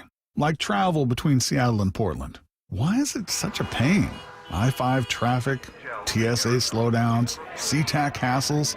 Seaport removes those pain points. We fly out of Boeing Field and a private terminal at PDX. You park for free, steps away from your plane. And with flights every 45 minutes, you're always home for dinner. Problem solved. Seaport Airlines. It's about time. From the Quantum Fiber Studio.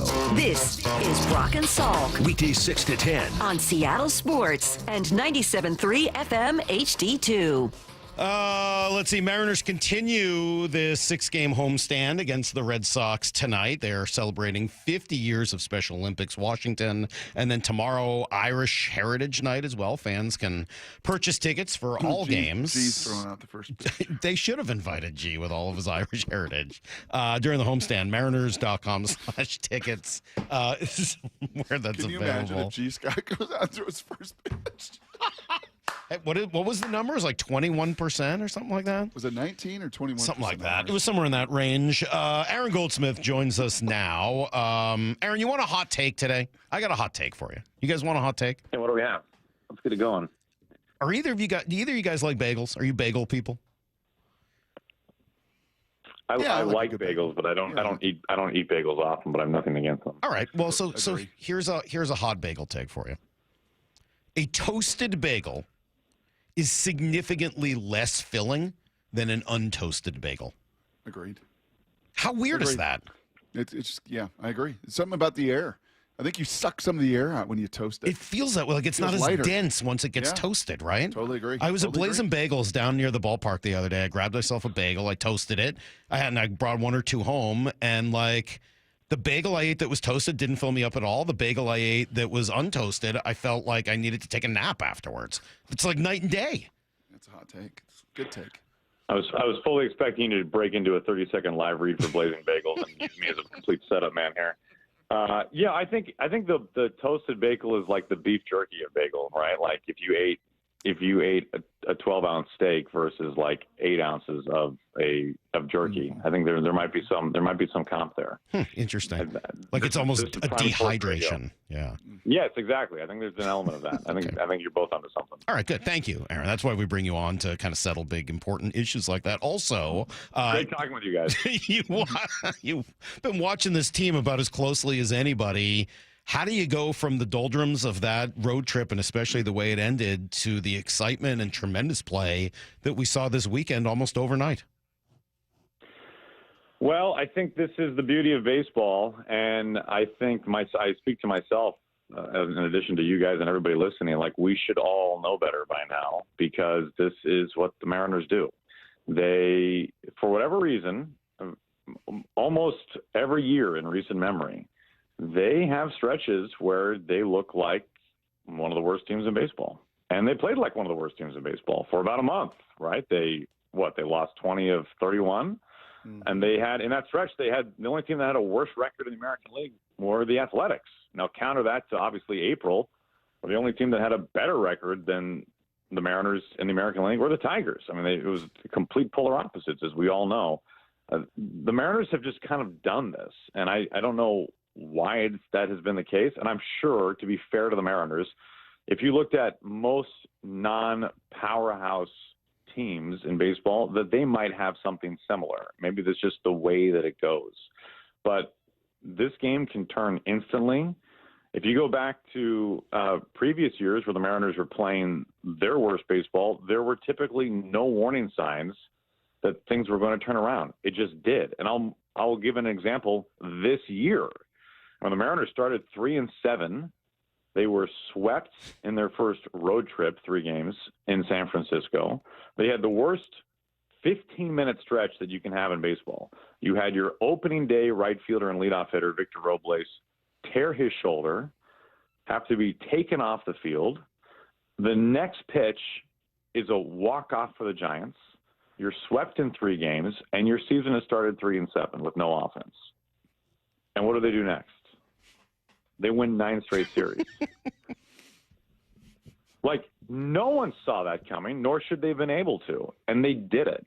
Now, to be fair to the whole situation, you caught the Guardians at a really good time, right? Like, their offense was a water gun, was doing nothing, and good on the Mariners. They kept them down. Like, that's not belittling a sweep. It is so hard, as you guys know, to sweep a team, whether you're home or road. And the Mariners did it. And so credit to them. It's not to take anything away from them, but they did catch a team at the right time, and they kept them down. So good on the Mariners. Now what can they do against the Red Sox? Like, the Mariners are in a position now, in my opinion, they played so poorly for, call it a month. They surprisingly didn't lose that much ground in the division. They're 4 to 5 games back of the Astros, but I think they're in a position now where they had to get greedy yesterday, and they did, and they got a sweep. Like, I didn't feel like that was a situation where you could just settle for 2 out of 3. Like, you got some ground to make up now, and they did that against the Guardians. Good on them. And now can they do that against the Red Sox in advance of a really tough road trip coming up? Okay, so let's continue this theme then through 70 games. Gold, silver, bronze. As far as biggest surprises to Aaron Goldsmith in this 2025 season. Gold, silver, bronze between Emerson Hancock, J.P. Crawford, and Cal Raleigh. Those 3 guys doing what they have done through 70 games. Biggest surprise, gold, silver, bronze. I mean, as a backwards compliment, I think I'm going to give Cal the bronze. I mean, like, it is really obviously amazing what he's doing, and he has a chance to put up the greatest season by a catcher ever. So as I say that out loud, bronze seems a little belittling for him. But if you told me specifically like the home runs, I don't think I'd be like, knock me over with a feather. But what he's doing to become a complete hitter is pretty remarkable. Maybe it'll be helpful if I talk this out first before I assign actual medals. Like, can they all stand up to the side of the podium for a second? They sure can. You could be the Russian judge or the French judge or whatever you want to do. Yep. Yeah. I think for JP, I was looking at his numbers the other day compared to his career season 2 years ago. Average noticeably higher, on base noticeably higher, which is like stunning based on how good he was in those categories 2 years ago. Power is down, not a ton, but he hit almost 20 home runs, and he has 6 now as we near the midway point. I think we'd all agree, like, I don't need J.P. Crawford to hit 20 home runs. It'd be awesome. Don't need him to do it. Would love him just to get on base and spray the ball, and he's doing that better than anybody. If you told me coming into this year that JP's career year would be 2025, not 2023, I'd say, whoa, that is very surprising. My hope for JP is that he could get somewhere, call it like 70% of what he was 2 years ago. I think he would have been an impactful player and a really good year. And then Hancock, for him to get as much run as he has and to be as generally effective as he has and have the best stretch of his career, throw harder than he ever has, and be like truly a stabilizer in the rotation. that they've needed. That's a big ask for a guy who had less than a full season's worth of starts in his career in the majors. So now that I've taken half our segment to walk through that with you, as you guys have twiddled your thumbs and eaten like 9 raw bagels, I would say I'll give Gold. Man, this is a lot harder than I thought it would be, Brock. Yeah, that's what I get paid to do, Goldie. That's what I get paid to do. Because with Cal, it's potentially a historic season, like all-time season. So now I'm going to totally reverse it. I'm going to give Gold to Cal based on everything I've said. I will give, I'm going to shortchange somebody. I'm going to give I think you're taking this question too seriously, to be honest with you. It's really just an opportunity to talk about all 3 guys. I don't know that the actual answer means anything. Salk, I have enjoyed our conversations when Brock is coaching high school football instead. I feel like the overall interview has been more seamless. So once the fall rolls around, let's just make sure Brock's done 2 days. For sure. I can just talk Mariners. That sounds awesome. We'll talk bagels. Yeah, I'm going to bail you out. You don't need to finish answering the question. We'll just go with that. That's a really hard question. Well, all 3 guys have really been tremendous surprises. The JP one, I was looking through. We're going to spend a little more time on him in the 9 o'clock hour. He is near the bottom of the league in hard hit rate and barrel percentage. Yes. Those numbers have actually gone down, in one case, pretty significantly from last year. So he's hitting the ball not as hard and having more success. It goes against so much of, what we know about modern baseball. What do you make of all of that? Well, I think you're right. Your odds increase the harder you hit the ball, right? But I would say for JP, he makes up for that with generally making a very good amount of contact. I don't know as if he's like an elite contact hitter, although he is an elite at getting on base. He's not like a Stephen Kwan type or a Rise type, but I think when you have the ability to work as many counts as he does, foul off as many pitches as he does, obviously comfortable hitting with 2 strikes, right? Like I'm not a believer of like, oh, that guy, he never panics. Like, I don't know the last time I've seen a big leaguer panic. Either they don't or they hide it really well. But I think JP is as comfortable batting in an 0-2 count as in the first pitch of an at-bat. It's as pro of an at-bat as you're going to find right now in the big leagues. And I asked JP about that the other day.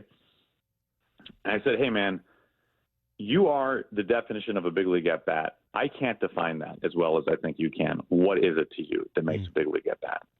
And he said, sticking to your plan, sticking to your approach. And I said, well, what's your plan? And he said, don't miss the fastball. And I was like, well, there's got to be more than that, right? He's like, don't miss the fastball.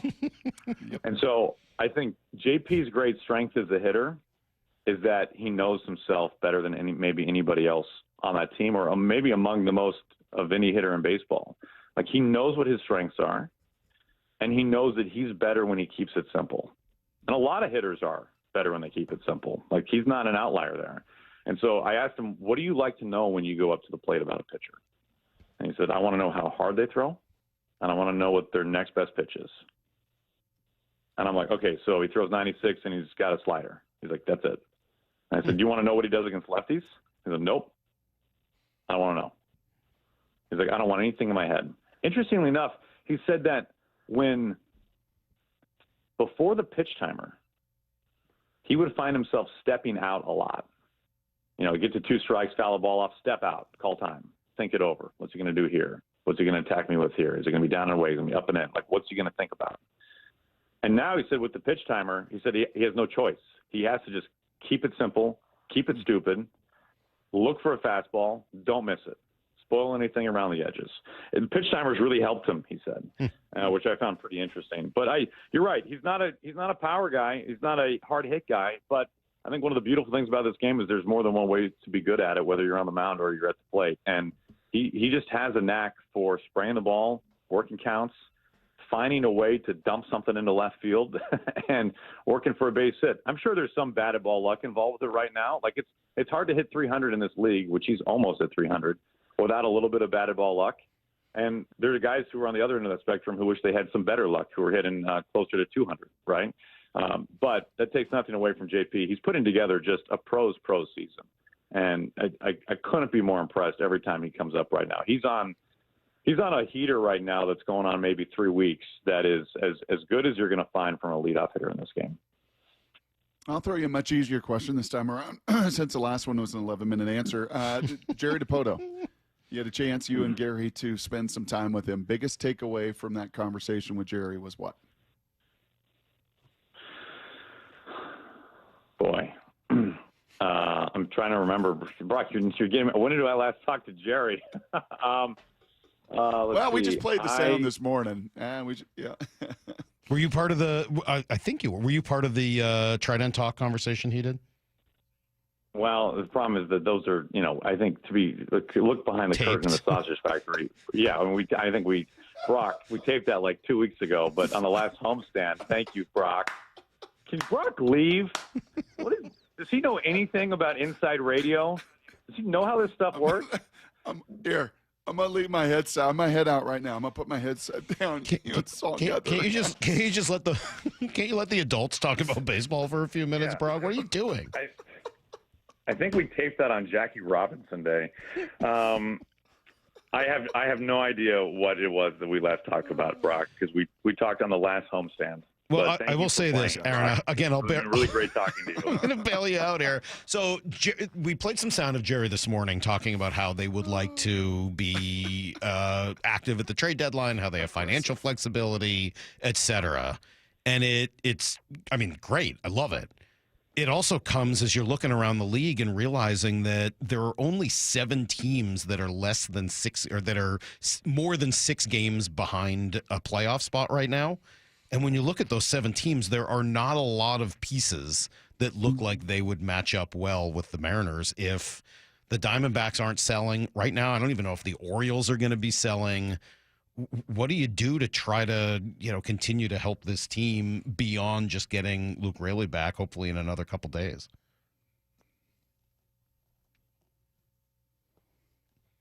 Oh, I think he actually is gone. Look what you did, Brock. Brock. He hung I'm up sorry. on it. We just played the sound this morning. Did I miss the sound last week? Did I miss the sound on Friday or Thursday? He's saying it was recorded and it was aired yesterday. It was aired yesterday, so yes, I put it in there this morning. Thank you. And now he's out. Now he's left us. Okay. Well, anyway. Happens. I apologize. All right. Well, that was surprising. All right. Well, that's sort of the situation that they find themselves in, Brock. I guess we'll just continue talking about it. Yeah. So that threw me for a loop a little bit. I'm sorry. What do you do? What do you do?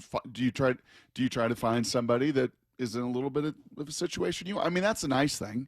All right, he's got all these relationships, all this time on task. These trades don't come out of thin air. We've learned that over the years with Justin and Jerry, right? The Luis Castillo was 3 years in the making, right? These kind of moves, your Rosarena, they talked about for months and months and months.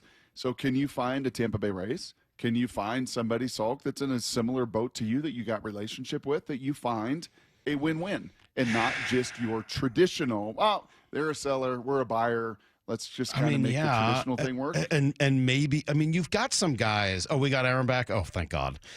I was really convinced that Aaron hung up on Brock. I wasn't. We got too much connective tissue for that. Don't you think for a second I won't hang up again? I was 100% convinced you'd hung up on Brock for not liking his question. No chance. You weren't. You tell me, you liar. No. You had 0% fear. Bro, when he and I have been in a Navigator together, when poor Barry poops his pants in the back seat because, we've been through a lot together. I knew that he would not hang up on me, right, Goldie? Right? I told Maura, adults only in this conversation next time. Do you understand? I You just got to send a statement. You got to send a statement. I learned from Richard Sherman. You got to just send a statement every once in a while. Okay. Well, he certainly did that to us, or really to me. I was psyched. I thought I finally had my moment. Like finally, I'm off the hook. We have somebody else who's actually gotten mad at Brock enough to hang up. Oh, darn it! Son of a gun. So disappointing.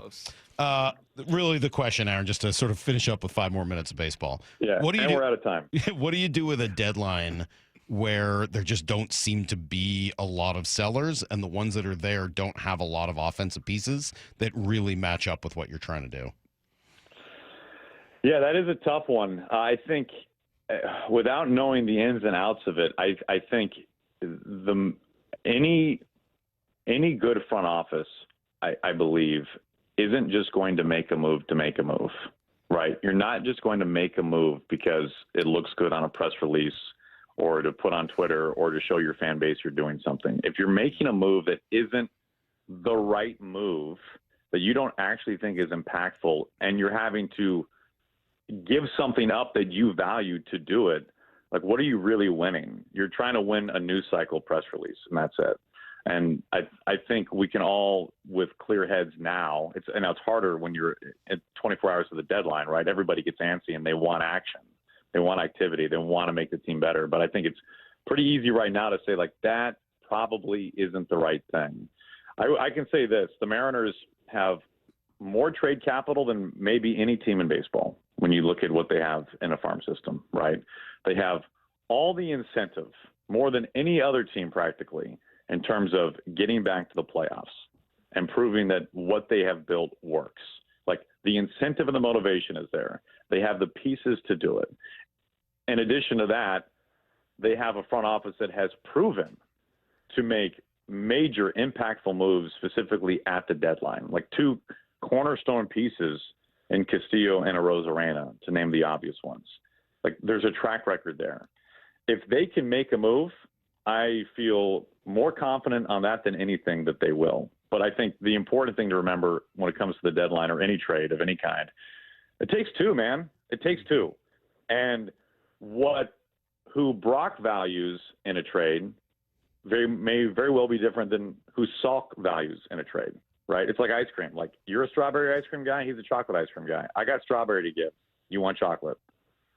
Sorry. Yeah. Like, you see it differently than I do. So there is an eye of the beholder involved here when it comes to the other side of the trade. So if there's a deal to be made that is impactful, I have no doubt, for all the reasons listed, that the Mariners will do that. It's just a matter of, can they find the right partner and the right pieces. Biggest key or 2 to win the series versus the Red Sox that begins tonight? Well, we have seen what happens. That's a great question, Brock. We've seen what happens when the Mariners can get back to their identity. And to me, that's what the issue with the Mariners was. They did not have an identity for a month. And we haven't been able to say that for a while. When they can pitch it, good things happen. Like, we all want to see the offense get back to some, 60% version of what April was, 70% version of what April was. But none of that matters if they can't pitch it. Like, offensively, they were okay on the road trip. They hit like close to 300 on the road trip. They went 1-5. Their pitching was terrible. When they can pitch it, specifically in their rotation, good things happen for this team. So I think for the Mariners, it has for a long time, and it will continue to start with the starting pitching. I started with a hot take. I'll end with one as well. I saw somebody who said this over the weekend or maybe a week or so ago, and I'm blanking on who it was, so I apologize that I'm not giving credit. But as I watched the video, by the end of it, I totally agreed. What would you think of removing the strike zone box from broadcasts? Well, I think if they go to ABS next year, they have to. Right. Oh, they have to remove it? Part of it. Yeah, I think that's part of it. Lyle, is Lyle there today? Is he sleeping in? What do we have? Lyle? I would like it gone. The more I think about it, the more I think it leads to more frustration over a strike zone that we're trying to make totally exact, and it's not. And I do want ABS to fix the egregious calls that are 4 or 5 inches off the plate. But I think I'd rather just not get as mad about pitches because of what a little box says on television. Now, would you be okay if we popped up the tracer after a pitch and you saw where it actually was. That's how it with used to the box be. on the screen? Right. How would you feel about that? Like if we did selective editing for you on close pitches and then you got mad? Only if not the ones that are that like no, they've got to be like 6 inches outside. Like I need them to only be the egregious ones, or else like I feel like it's just like rage baiting me. Well, I totally get that. I when Fox had the game in the Field of Dreams game a few years ago, originally to make the feel of the broadcast feel old timey, they didn't put the box on the screen. And that was the first time I'd watched a game in whatever years, right, without the box on the screen. And it was a pretty liberating experience. You just kind of watched the game. I think I would be okay with that because I do agree with you. And I was bringing this up the other day when there was a ball that was like on a razor's edge off the plate, off the box. Like it scraped it, right? And I was like, you know what? If that's called a strike, or if that's called a ball and it like technically scraped the edge of the zone, like, okay.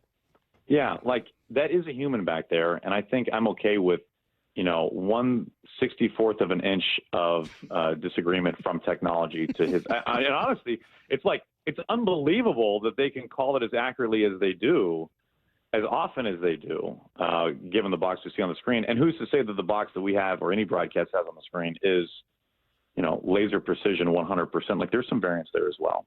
So I'm with you. I think that would be okay, but I think you're gonna get your wish next year. That's pretty interesting. I think it will. Yeah. Pretty cool. So, hey, I just want to say, like, I'm sorry for hanging up. Okay. And I'm really sorry that I took up 30% of the interview with Brock's stupid question about the Olympics. So I think, honestly, this is more, although I am being the bigger man and apologizing, I think this is more of a Brock issue. So I forgive you. Just remember that. And Brock, why don't you go drop your spread offense or something? You guys doing the tush push? You got tush push trying? I'm gonna take a break. I think what I really want to do is take a break, recompose myself for a few minutes, and then see if we can come back and really fire up for the final hour of this broadcast. Aaron, I'm gonna go back in the podcast app. I'm gonna find something that Brock said like 3 months ago in an interview with somebody, and I'm gonna be like, "Hey, Brock, what was your biggest takeaway of talking with Zach Charbonnet?" Annoyingly, he'll have an answer for you. I will say, which is sort of frustrating. Who's in the booth with you tonight? Who do we got for the Boston series? Ryan Roland-Smith. All right, sounds good. We'll look forward to that. Aaron, seriously, thank you. We appreciate it. Good baseball talk mixed in. That's we'll do it again soon. There's Aaron Goldsmith, and we'll be right back on Brock and Salk. For Down Territory, going inside the game with former Cougs and Seahawks wide receiver Michael Bumpus. First down, what's something completely overblown at OTAs? Interceptions. So when an interception is thrown, all people see is the end result. I don't think they realize that could have been a free play. He's tossing it up, or he's told just to throw the football so the defense gets a look. Kobe Bryant was over the top. Boom, he gets an interception. It can be deceiving at times. For Down Territory, every day at 11:15 and 1:15 on Bump and Stacy. We at 3 Tree Roofing understand that your home is your castle. That's why our certified technicians use state-of-the-art installation methods to deliver the highest warranties available. Check out our hundreds of online reviews and schedule a free estimate to see for yourself. 3 Tree Roofing, your Puget Sound roofing experts. Comcast Business is celebrating Small Business Month by giving you a $1,000 small business bonus when you switch to a qualifying gig speed package from the company with over 99.99% network reliability. Just imagine the thousands of possibilities of a $1,000 prepaid card. Like possibility number 1, company merch for staff. Styling. Or possibility number 24, the latest software, upgrade. Or possibility number 192, new equipment powered by gig speeds. Or possibility number 555, a 3D printer. Rapid prototyping, anyone? Switch to Comcast Business for over 99.99% network reliability, advanced cybersecurity, and now get started with a $1,000 small business bonus. Comcast Business, powering possibilities. In 6/22/25, new customers only with 2-year agreement. Other restrictions apply. The secret's out on what Western Washington dads want this summer. A beautiful green lawn that they don't have to mow or water. One they can use to host, play with their kids, and even practice chipping. Synthetic Turf Northwest has your solution. Low maintenance lawns they'll install anywhere in Western Washington. Take advantage of their Father's Day sale for up to $1,500 off a new lawn, perfectly installed through June. Synthetic Turf Northwest. Your green lawn solution. SyntheticTurfNorthwest.com. This is for all you guys on Viagra. ED pills are no longer needed. The brutal side effects like 4-hour headaches, blurred vision, and that flush feeling can all be put behind you with our treatment. Here at West Coast Men's Health, we have a better approach to ED. Acoustic wave therapy creates blood flow circulation by safely removing the plaque in your arteries and restoring function naturally. Guys, let me be clear. Pills will never fix your problem. Our equipment is the latest technology, and our medical staff is the best in the industry. So give West Coast Men's Health a call today. Speak with our clinic manager. Ask him any question you like, how it works, the science behind it, and even the cost. If you suffer from ED or Peyronie's disease, give West Coast Men's Health a call today. It's not just about better health. It's about a better life. With clinics in Redmond and Tacoma, call 206-519-6541. That's 206-519-6541. Online at westcoastmenshealth.com. At O'Neill Plumbing, we don't just promise to get the job done, we back it up. No travel charge, no show-up fee, no overinflated pricing, and no out-of-town owners. Just clean, fast, and professional each and every day. O'Neill Plumbing. There's nothing like when you get that part from eBay and it just fits. Yeah, the first time. So you can do less of this and get right back to more of this. At eBay, you'll find all the parts you need, guaranteed to fit, at prices you'll love. Sounds good, doesn't it? eBay, things people love. Eligible items only. Exclusions apply. Career changers, including veterans and active duty service members. Your transition starts here. Go from GI to IT in a matter of months. Become a certified cyber warrior with training at My Computer Career. Cybersecurity specialists are in high demand, offering IT pros great opportunities and a rewarding lifestyle while protecting our people, liberty, and treasured institutions from cyber threats. Deploy your career in IT today. Learn more at mycomputercareer.edu/CWP. SkillBridge and other VA benefits are available to those who qualify. If you want that summer body you've always dreamed of, then this message is for you, ladies, and you men too. Get rid of extra stubborn fat and address areas of loose skin around the waistline, chin, and under the upper arms with ProSculpt, the new one-day instant permanent fat removal and skin tightening treatment. Maybe you've tried the lasers, fat freezing methods, even those new pills, but without the desired results. ProSculpt is different. It's minimally invasive, performed while fully awake, gentle, yet powerful. Designed to target the waistline, chin, neck, arms, and thighs, ProSculpt uses FDA-cleared plasma technology to deliver immediate, permanent fat-reducing and skin-tightening results, all in just one visit. If you want that summer body this summer, then you must act now. Go to ProSculpt.com today to schedule your free consultation. Get $250 off. For instant, permanent fat reduction and skin tightening, visit ProSculpt.com. Let's go! This is Seattle Sports. Streaming through the Seattle Sports app. KIRO AM Seattle. KIRO FM HD2 Tacoma. Home of the Seahawks, Mariners, and everything Seattle sports. Get his freaking auto! From the Quantum Fiber Studio, this is Brock and Salk on Seattle Sports. Brock Ewert is my hero. Jay Buhner just punched me in the kidney. We're going to accuse you of a minute. Doesn't really work that way, Sherm. This is a show that has my name on it. It kind of does, though. Now here are your hosts, Brock Ewert and Mike Salk. Hello! Yeah, say, man, I was pretty convinced. I'm still not entirely sure what happened. Did Aaron Goldsmith hang up on you or not? 100% not. Are you sure? Like a hundo. Are you sure? I mean, you realize Are you sure he didn't hang up and then realize that he thought better of it? I mean, lots of people work together and hate each other. Because I asked him a question of what his takeaway was. Like, he was trying to figure out when that was, and it was early June. I don't know. 509 says Brock throws another pick six. He's not even on the field. other people saying Brock's stock is dropping. Brock's trade stock is dropping by the minute. Yeah, I don't know.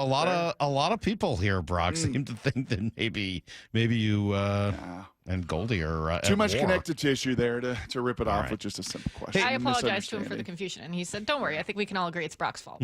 Yeah, sure. See, as I said, there's some issues there. The JP thing is a good conversation. There is a little bit more meat on that bone.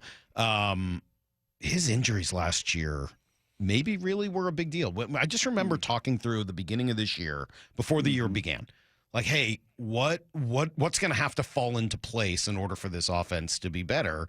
And one of those things was you have to bet that the injuries JP had last year significantly affected him. And they were two injuries that do. It was an oblique and a fractured hand when he got hit by a pitch. Two injuries that are notorious for affecting players even after they return to the lineup, especially the fractured hand. So with those two injuries, it would not be out of the question for last year to be a lost season for JP.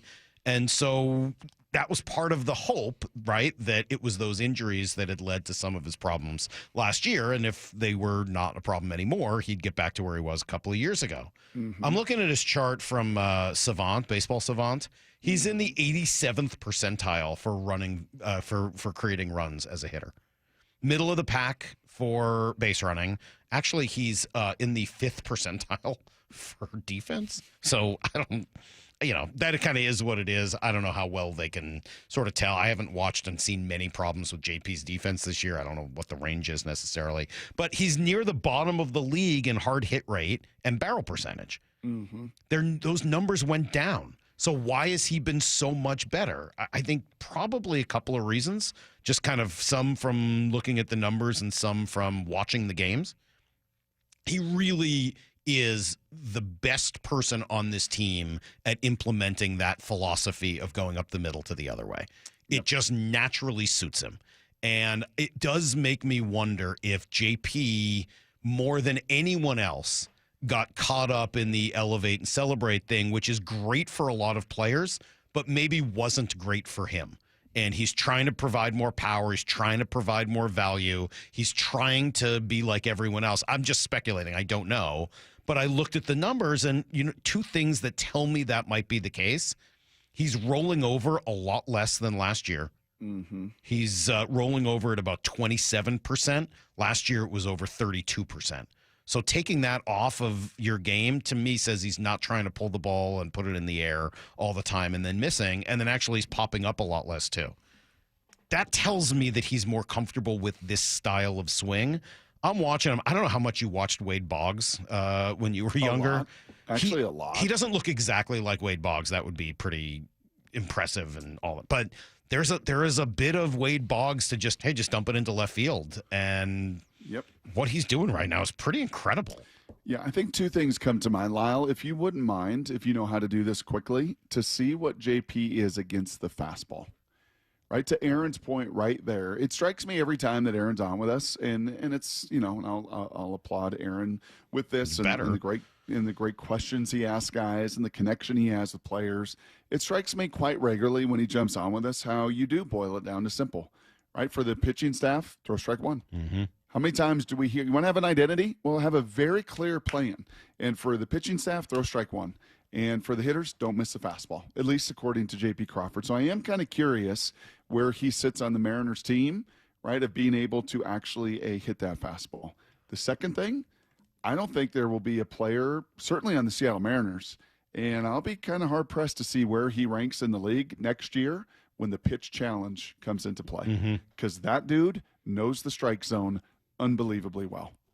Unbelievably well. I will trust him immensely when he taps his helmet twice. Like, I'm sorry, bro, but that was out of the strike zone. And you can see it. Like, when he gets frustrated, he is like right 90-something% of the time. That thing is not just a little bit off of that box. It is wildly off that box. And he knows how much that, can really deter one of his at-bats. So, yeah, he's on a heater. He's third in the league in on-base percentage at 411. That's not going to sustain. But he's putting himself now with these number of hundreds of at-bats of that kind of production, Salk, of having more than a bounce-back year from 2023. What do you see there, Lyle? Anything? He's been good against the fastball. I mean, hitting 266. Slug numbers aren't crazy high. It's only 367, but yeah, he's been good against the fastball. It's not like 2023 good when he was slugging 500, but good. But he's not trying to slug. I think that makes sense to me. The slugging numbers probably are going to be down.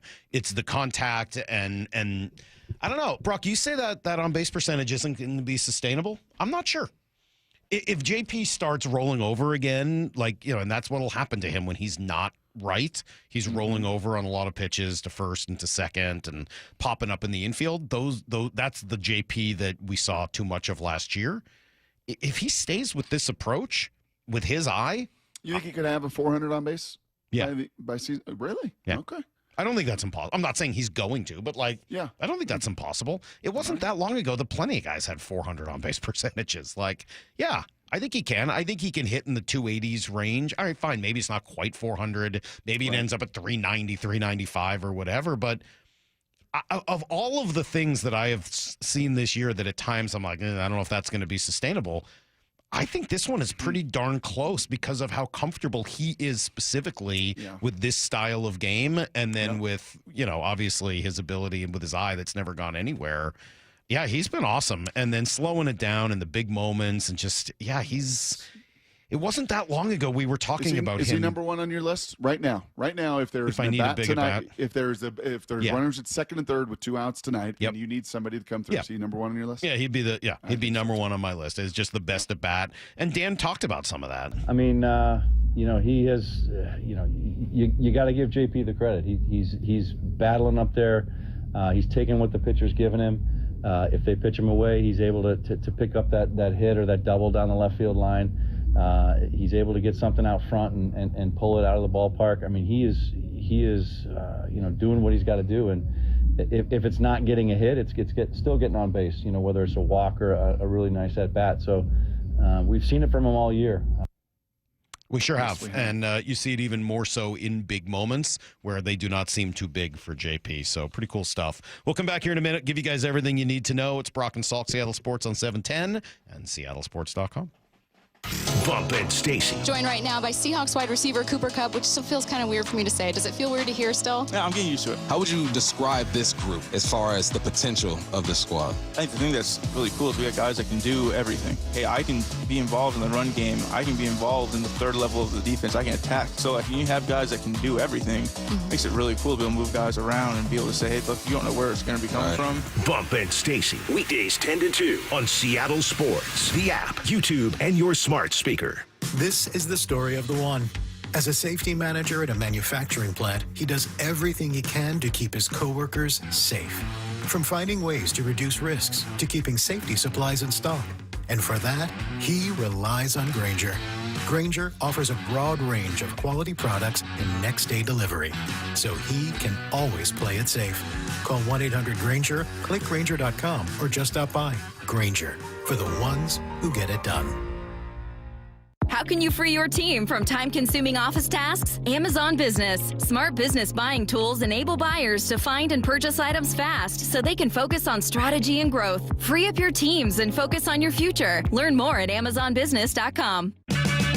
Check engine or ABS light on? Take the guesswork out of your warning lights with O'Reilly Veriscan. It's free. Ask for O'Reilly Veriscan.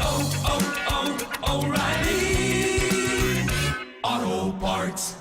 Take advantage of Lake Washington Windows hot savings. $750 off per window and $1,500 off per door with leak armor installation. And enjoy 12 months same as cash financing only through June. Visit LakeWashingtonWindows.com. Now more than ever, Lowe's knows you don't just want a low price, you want the lowest price. And with our lowest price guarantee, you can count on us for competitive prices on all your home improvement projects. If you find a qualifying lower price somewhere else on the same item, we'll match it. Lowe's, we help, you save. Price match applies the same item, current price at qualifying retailers. Exclusions and terms apply. Learn how we'll match price at Lowes.com/lowest price guarantee. Hey, listen to this. All I needed was a new starter. Got a great deal on eBay. Did it myself. Yeah, that's cool. But how about the soft purr of an upgraded exhaust when it fits just right? For me, it's the little things. Like these new windshield wipers from eBay I installed. From small fixes to big upgrades, eBay has all the parts you need at prices you'll love, guaranteed to fit every time. eBay, things people love. Eligible items only. Exclusions apply. This is the story of the one. As a safety manager at a manufacturing plant, he does everything he can to keep his coworkers safe. From finding ways to reduce risks to keeping safety supplies in stock. And for that, he relies on Grainger. Grainger offers a broad range of quality products and next-day delivery, so he can always play it safe. Call 1-800-GRAINGER, click Grainger.com, or just stop by. Grainger, for the ones who get it done. Get in the zone, AutoZone. Jane has 150,000 miles on her truck, and she's proud of that. Jane's secret? AutoZone, where friendly AutoZoners help her find the right parts. Jane's brother Josh only cares that his car starts and goes, but when it doesn't, he also goes to AutoZone, where friendly AutoZoners help with free services. No hassles, just help. Everything you need, nothing you don't. Get in the zone, AutoZone. Restrictions apply. Stop Bugging Me Pest Control. This summer, don't let stinging insects ruin your outdoor fun. Wasps, hornets, get rid of those stinging pests. Call Stop Bugging Me Pest Control and leave everything to us. Heading outdoors or on the water this weekend? Check in with Joey and Nelly on the Outdoor Line from 6 to 8 a.m. every Saturday on Seattle Sports and the Seattle Sports app. Yeah, I have a ton of really memorable customers. One of my favorite customers I've ever had, he came in and had a really bad experience with several different dealerships. He just lost his husband.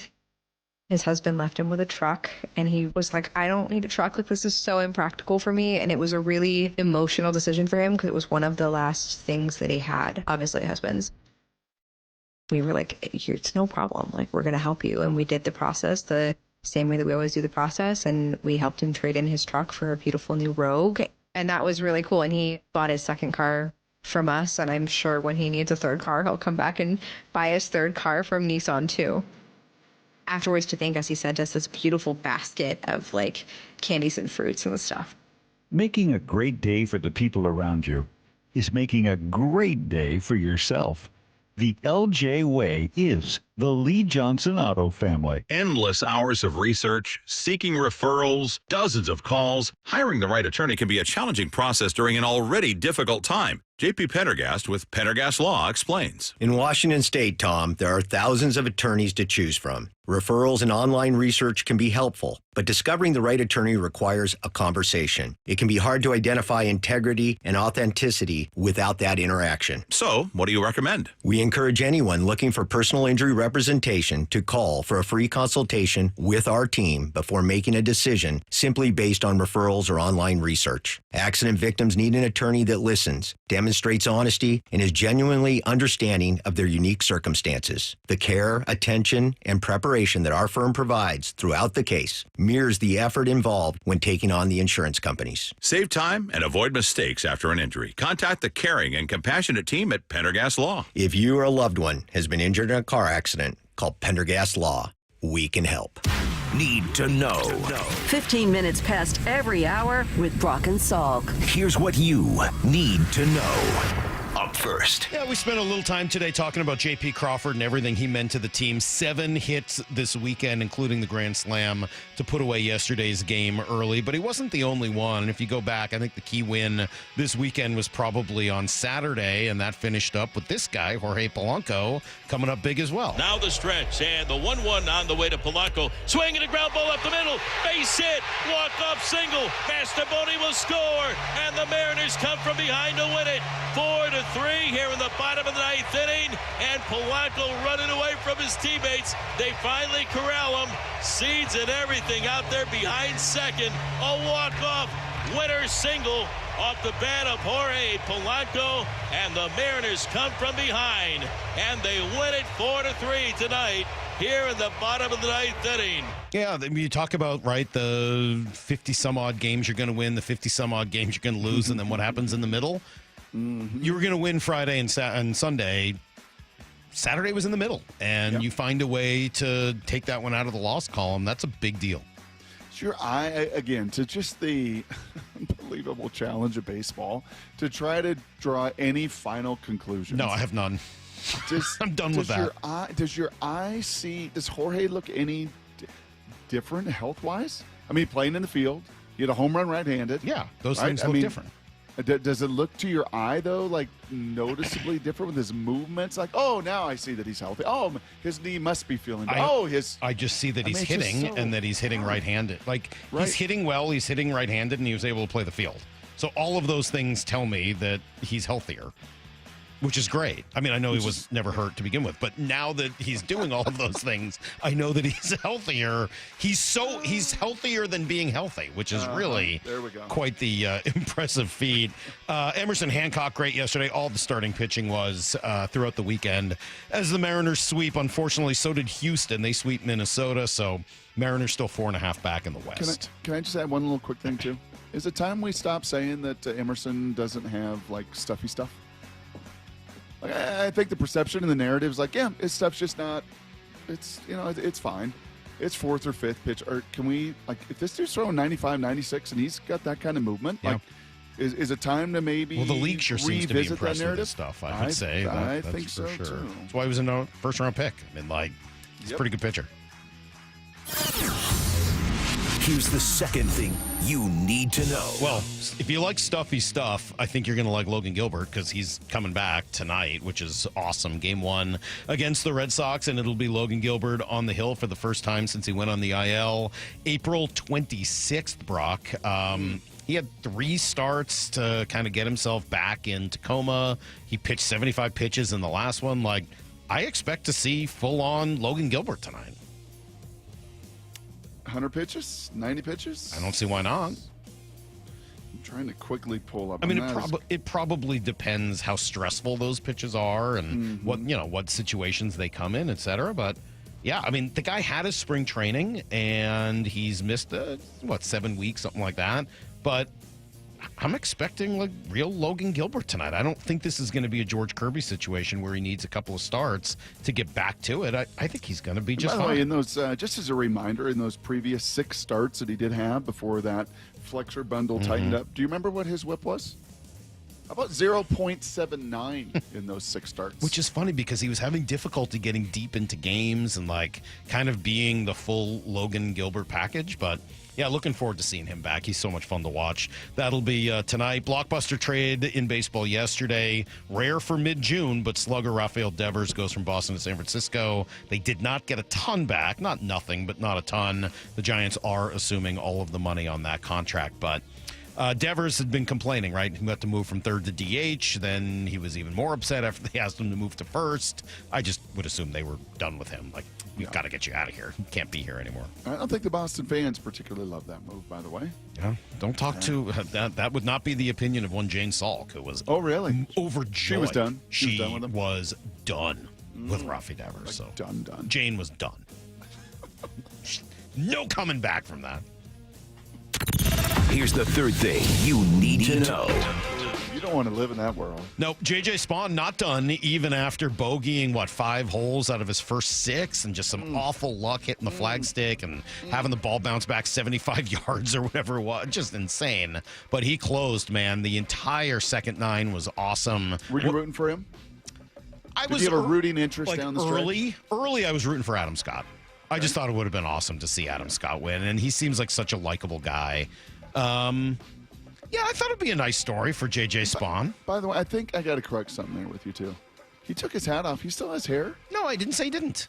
Oh, you just think he looks better with a hat on? Yeah, night and day. Interesting. Night and day Night and better day? with a hat, yeah. No. So cool looking with a hat and a little funky looking without a hat. Really? Yeah, personal opinion. Oh, gosh, there's a few other, much stronger night and days. Well, Rory's starting to look weird when he takes his hat off because he's got that gray hair that pops out. But I would... I thought one of the coolest things, in addition to just all the great storyline behind J.J. Spawn, seeing all of the other golfers being so excited for him, whether it was, did you see the footage of Adam Scott giving him a hug in the hallway? There was Robert McIntyre who was hoping that he would bogey the hole in order to in order to tie and force a playoff. And he's like, what are you going to do? Like, he kind of smiles and applauds.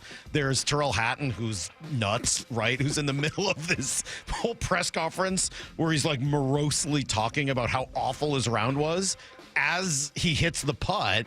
And he goes from being, have you seen that? He goes from being like super sad to this huge smile. He goes, oh, he made it.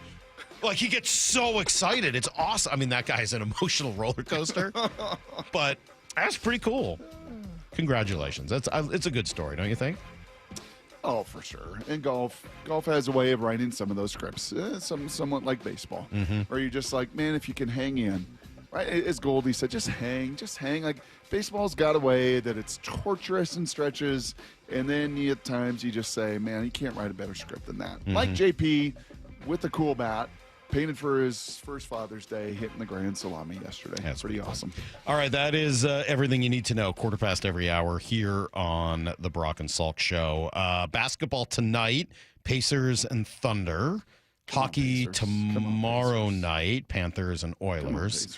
Storm had their 3-game win streak snapped, but maybe that's a good lead-in to some sound that we've got, Brock. Plus, and when are we going to get to your face? You want to hear it next? I will tell you. I've been waiting on your face for 2.5 hours. I'm very concerned about something that's happening to my face. I'm very. I maybe somebody will have some advice to help on this. Maybe it's too late. I don't know. Is your family back yet? No. Oh. No, okay. Avery comes back tomorrow. So you kind of discovered this without your family even around, too? Yeah. Oh, boy. I discovered this late last night. I'm hoping it's not what I think it is. But, yeah, no, Avery comes back tomorrow. Heather and Cecily come back later in the week. Okay. I'll admit it to you, Brock, because, I try not to. I try not to hide anything. I try not to hide. I try to live my life out loud, Brock. Yep. So I'm going to do it next. I'm Brock and Salk. Bump and Stacy. Joined right now by Seahawks wide receiver Cooper Kupp, which still feels kind of weird for me to say. Does it feel weird to hear still? Yeah, I'm getting used to it. How would you describe this group as far as the potential of this squad? I think the thing that's really cool is we got guys that can do everything. Hey, I can be involved in the run game. I can be involved in the third level of the defense. I can attack. So when you have guys that can do everything, makes it really cool to be able to move guys around and be able to say, hey, look, you don't know where it's going to be coming from. Bump and Stacy. Weekdays 10 to 2 on Seattle Sports, the app, YouTube, and your smart speaker. Hey, Mike Salk here with a little exciting news from one of my favorites. Family-owned business, local to Western Washington. Yes, Riverside Roofing. They've once again earned the prestigious GAF Master Elite President's Club. How cool is that? So these guys are great. This is why I've told you before, 3% of roofing companies qualify for GAF Master Elite status, but only 2% actually achieve the President's Club, and they're in that group. The cream of the crop. Proudly from Marysville, they serve homeowners all over Western Washington. Riverside Roofing is the roofing company you can trust. So what does this mean for you? Well, it means that if you hire them, you're hiring the best of the best, right? A company that receives high marks in performance, reliability, and service, plus an elite warranty to match. Highly reviewed, highly recommended. Riverside Roofing is your go-to local roofing contractor. Book them now for your summer project and get that roof done quick. Highly recommend it. RiversideRoofingLLC.com is the website, and they are the roofing company you can trust. Smoked paprika in your go-to goulash? That's go-go goulash. Sometimes a different way is the better way. Like the SR 509 Expressway, an alternate route that'll help manage congestion and provide better access to SeaTac. Open soon, free through summer. At Toyota of Kirkland and Toyota of Renton, experience the power of choice. Whether you're cruising in a fuel-sipping Prius, tackling trails in a rugged Tacoma, hauling with the mighty Tundra, or commuting in comfort with the Camry or RAV4, your perfect Toyota is waiting. Whether you're in the north or the south, they've got you covered. 2 locations, endless possibilities. Toyota of Kirkland and Toyota of Renton, the power of choice is yours. Visit their incredible team and beautiful showrooms today or online at toyotaofkirkland.com and toyotaofrenton.com. O'Brien. Cracked windshields happen, and if your car has a forward-facing camera, it needs to be recalibrated. All-Star Auto Glass is the professional choice for windshield replacement, repair, and recalibration. Call All-Star Auto Glass today. Kick off your 4th of July weekend with the Mariners Fireworks Show at Seattle's summer home, T-Mobile Park. It's a Mariners patriotic party. Thursday, July 3rd, presented by T-Mobile. Fly ball right field. Sailing back. Gone! Legend Cal Raleigh Catch Cal and the crew take on the Royals at 7:10. Then stick around as the sky explodes with red, white, and boom. Fireworks and Mariners baseball. That's 2 spectacular shows in one unforgettable night. J.P. Crawford with a walk-off single. Holy smokes, what a finish. Lock in your seats now at mariners.com/fireworks and check out the full fireworks lineup this summer, including an 80s night on July 18th and Show Tunes theme on August 1st. Plus, don't miss big-time giveaways like patriotic trucker hats on July 4th and J.P. Crawford basketball jerseys on July 5th. Mariners baseball. Tridents up. Do you know a woman that gives her all to the sports community, encourages diversity, and empowers those around her? Shannon Dreyer here. Seattle Sports is partnering with the Seattle chapter of WISE, which stands for Women in Sports and Events. We want to recognize a woman in our community, and we need your help in finding her. Nominations for the 4th Annual Women of Inspiration Award are open until July 11th. The winner will receive a donation to the cause of their choice. Nominate an inspiring woman at woiseattle.org. The home of the Mariners. One hopper snared at short. On a quick hop by J.P. Crawford. That guy's a magician over there at shortstop. Seattle Sports. Download the Seattle Sports app. At Washington Energy Services, we take the time to get to know you and your home. We have the passion and commitment to see each project through and to treat our work as more than just a job. For over 65 years, we've offered award-winning home services, from heating and cooling, plumbing and electrical, to windows and doors. Complete home improvement handled from start to comfort. For peace of mind when you need it most, count on Washington Energy Services, bringing good energy to your home. Rick Riz here for the Pella Windows and Doors of Western Washington's Improve Your Play program. Many of our local youth sports teams need help with field enhancements, training, and equipment. Local Pella owners Keith Dashafy and Luke Wilson are stepping up to donate $5,000 to 2 deserving teams. We need your help finding them. Head to seattlesports.com/play to nominate a deserving team in need. Let's help our local youth improve their play this year with Pella Windows and Doors of Western Washington. Contest and rules at seattlesports.com/play. You've heard the saying, you never get a second chance to make a first impression. Since 1926, my family's been helping local businesses make great first, second, and long-term impressions. We know how to make your company look good with quality uniforms, logoed apparel, floor mats, linens, and more. If you're paying for linen service or doing it yourself, let's have the conversation. The information and quote are free, but the savings and service can really add up. Visit suplinen.com. Superior Linen Service. It's what we do. At Toyota of Kirkland and Toyota of Renton, experience the power of choice. Whether you're cruising on a fuel-sipping Prius, tackling trails in a rugged Tacoma, hauling with the mighty Tundra, or commuting in comfort with the Camry or RAV4, your perfect Toyota is waiting. Whether you're in the north or the south, they've got you covered. 2 locations, endless possibilities. Toyota of Kirkland and Toyota of Renton, the power of choice is yours. Visit their incredible team and beautiful showrooms today or online at toyotaofkirkland.com and toyotaofrenton.com. From the Quantum Fiber Studio. This is Brock and Salk. Weekdays 6 to 10. On Seattle Sports and 97.3 FM HD2.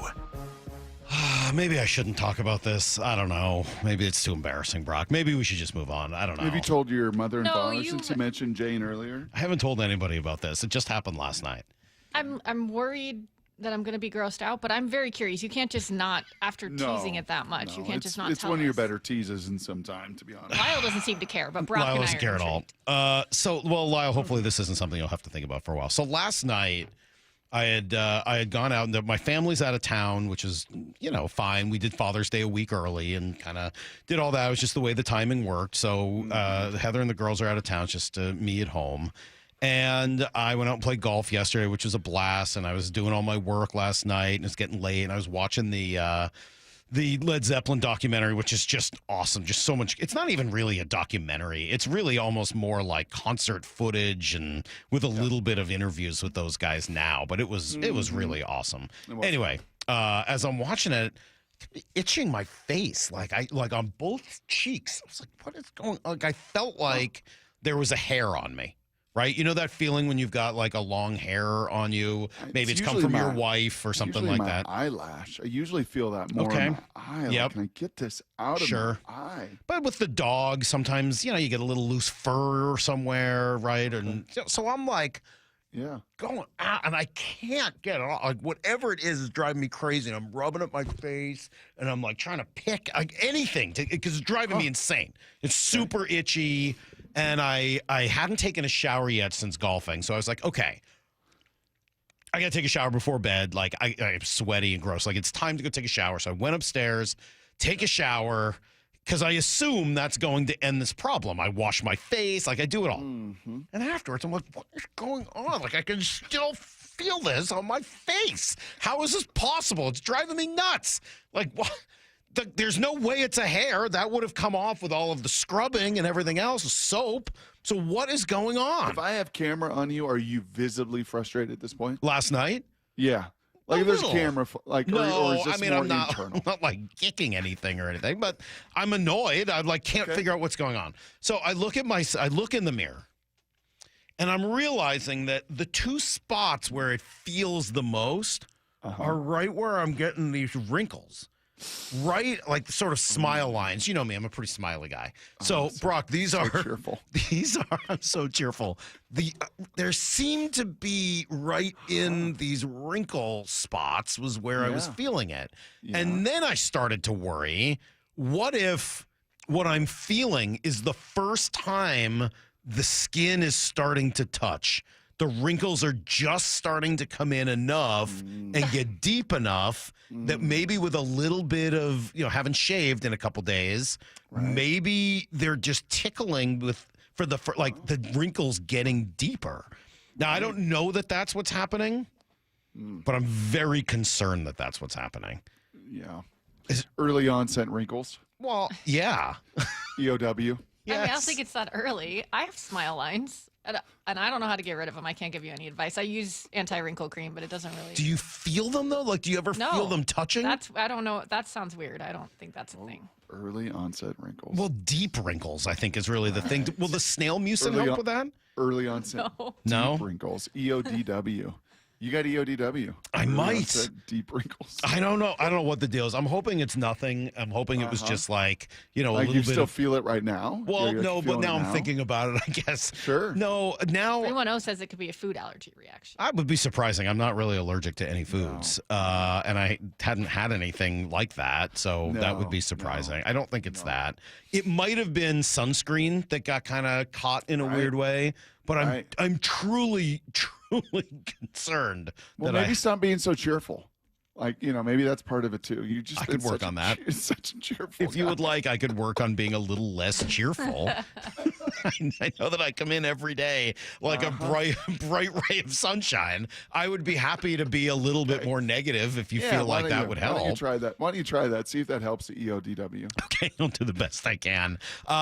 In the meantime, Brock, I don't know how much you got a chance to watch on Saturday. Unbelievable performance from Caitlin Clark and her return. She was out. She'd missed a couple of weeks with the quad injury. She comes back, and it was just bombs away. Clark, another long three. She's back. The most dynamic player in the game. 9 points in 38 seconds for Caitlin. She hit all 3 threes. What she ended up with 9 assists, I think it was. So 32. Right on the verge of another, 30-plus point double, 10-plus assists. The one she threw at the end of the game was just gorgeous assist. But she was awesome. And the eyeballs turn back to the WNBA again, right? Because she is the most intriguing part of this. We've played a lot of Colin Cowherd sound over the years, and some of it is head-scratching at times where you're like, Colin, I don't know how you could possibly feel that way.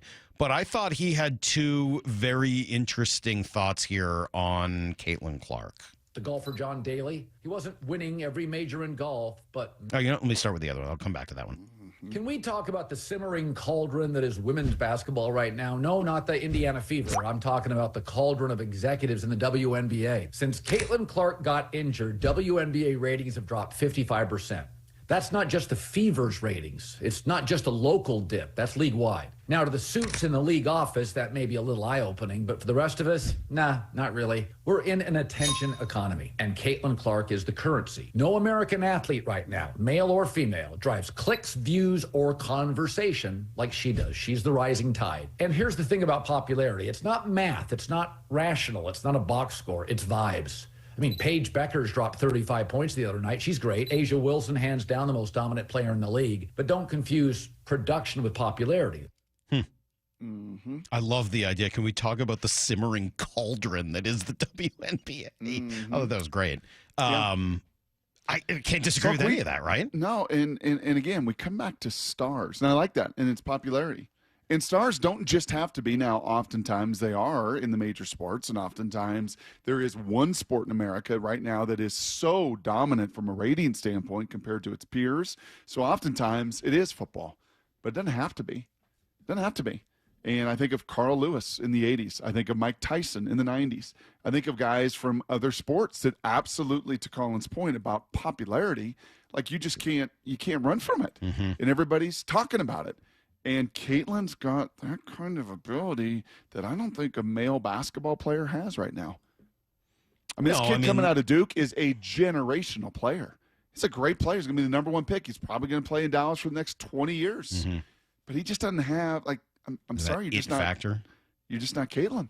I mean, LeBron had it, and he's still in the league. He did, and LeBron had all the hype coming out of high school, and absolutely LeBron did 10, 15 years ago. Kobe had it for a huge stretch of it there as well.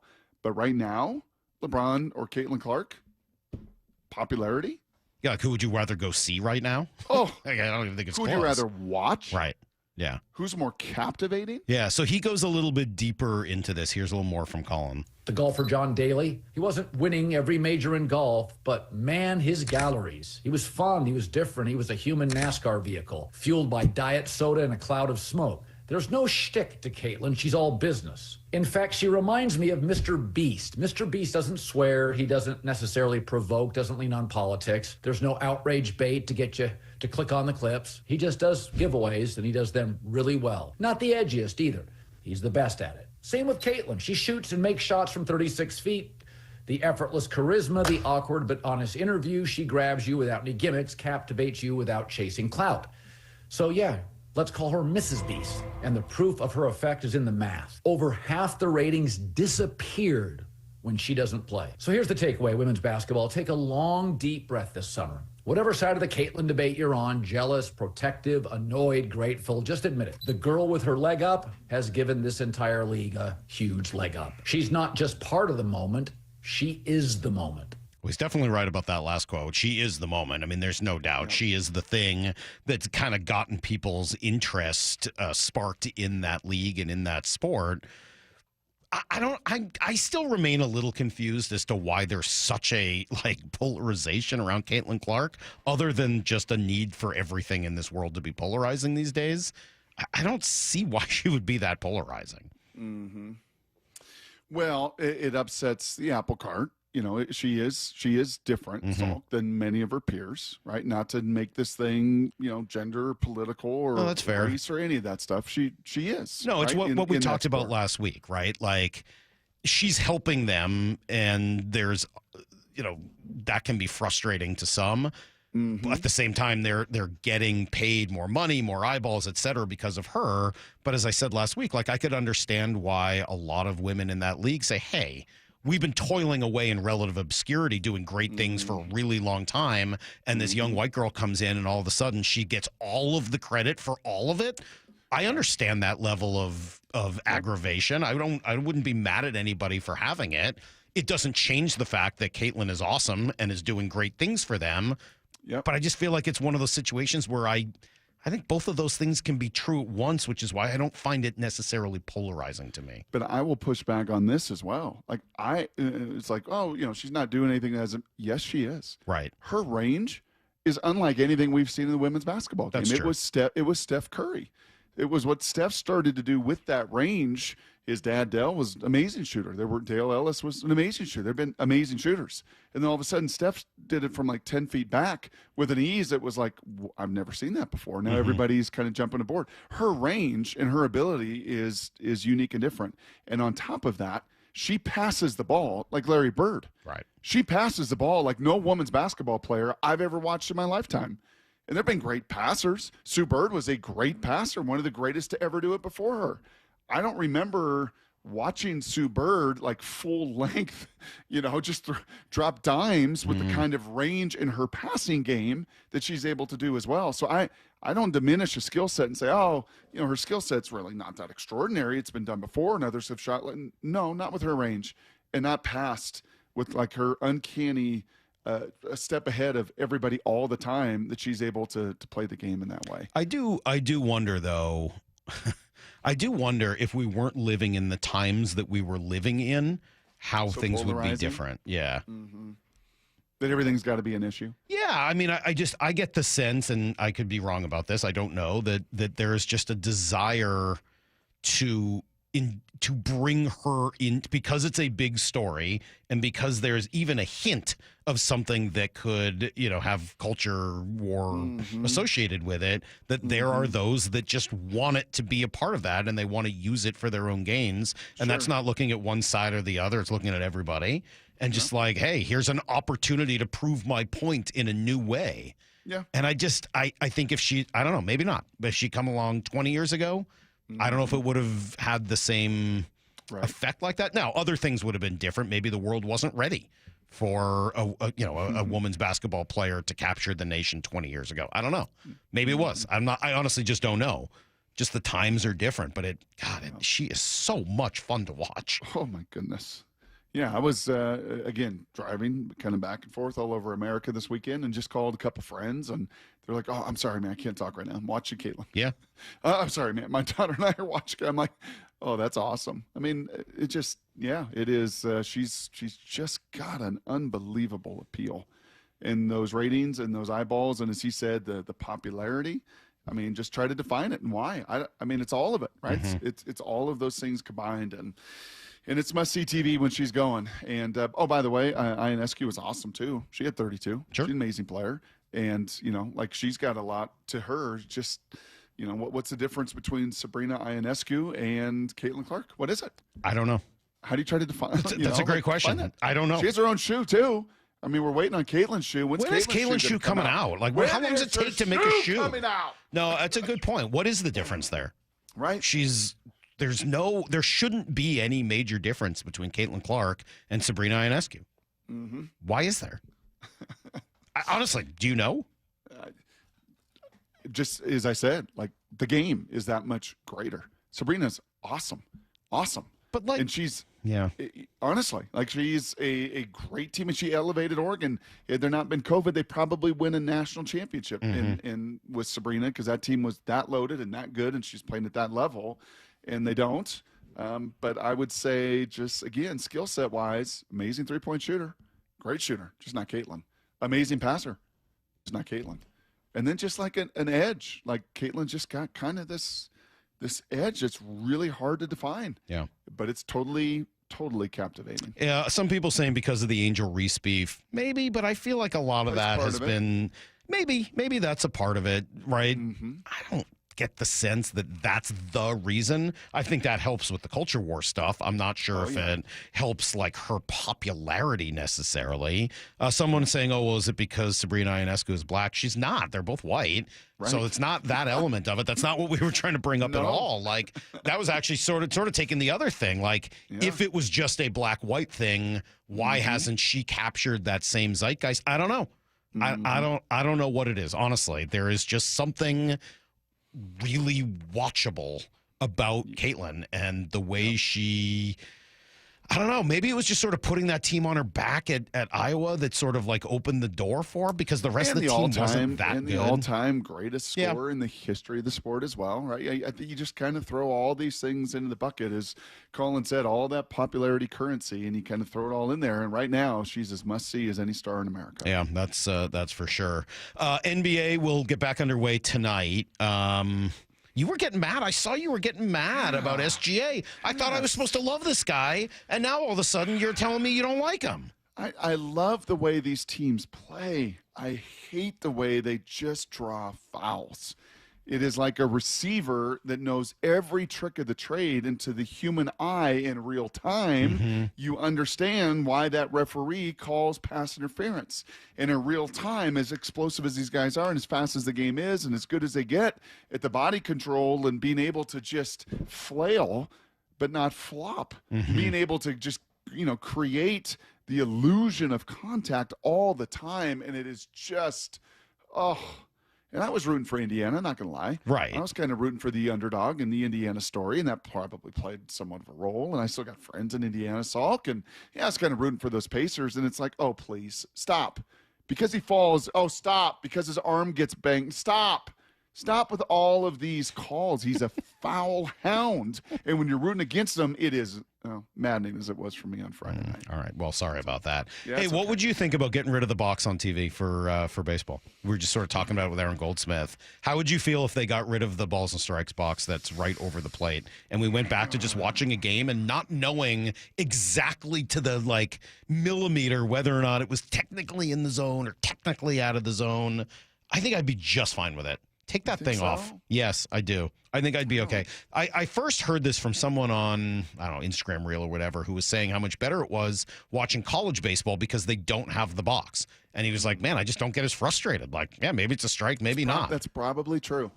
That is probably, that rage that you get, that's probably true. I have a hard time.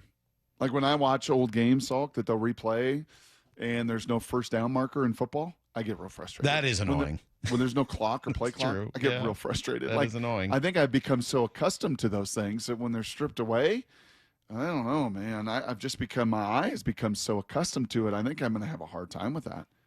Here's my take on this. Take on this, and maybe it's crazy, but my take on this is if you're taking the box off these games, umpires have to be able to get relegated down to the minor leagues. Because I'm not giving these guys an out from public scrutiny. Does the public scrutiny help? Yes. Why? Because these guys, I don't think these guys are good at their jobs, and they just get outs for it. I think they're a lot better at their jobs than you think. Yep. I'm not so sure. I really do. I think they're a lot better at that job than you think they are. I'm not saying they don't make mistakes. They do. Like, are these guys forced to take vision tests on a yearly basis? I'm not sure they are. Like, they probably should be. I don't know whether there are specifically vision tests. I do know they're constantly graded by the league. Like, I've talked to, the people above the umpires, and they're constantly graded, and they go over it. And look, it's not perfect. I'm not going to sit here and defend umpires. I just think you'd get a lot less mad about it if you didn't have that box there just constantly as a should have called this, should have done that. You just wouldn't know. And that's the way it always used to be, where you'd be like, well, I think it was a strike. It's all sort of just up for debate, and there should be a gray area on the edge.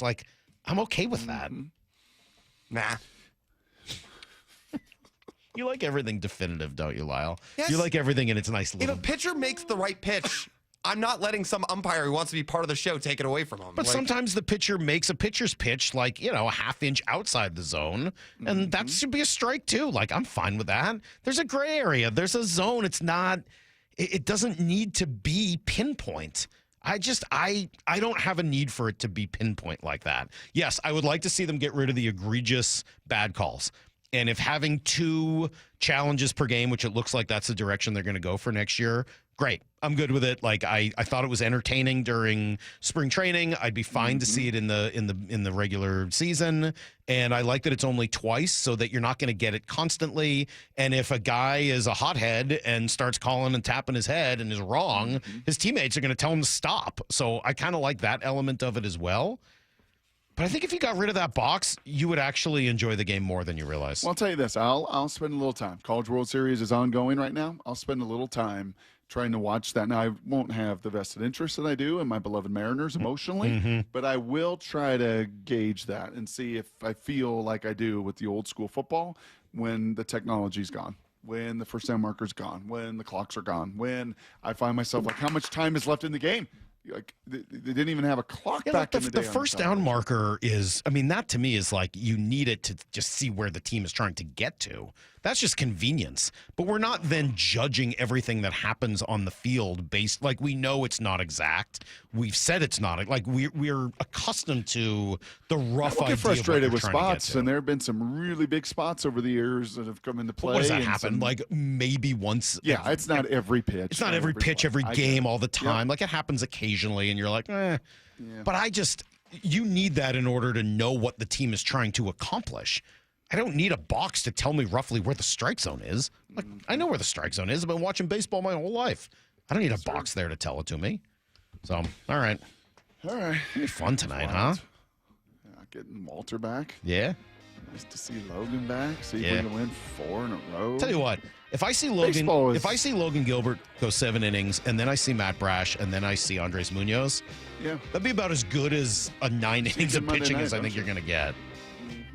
You know what we didn't even get to today?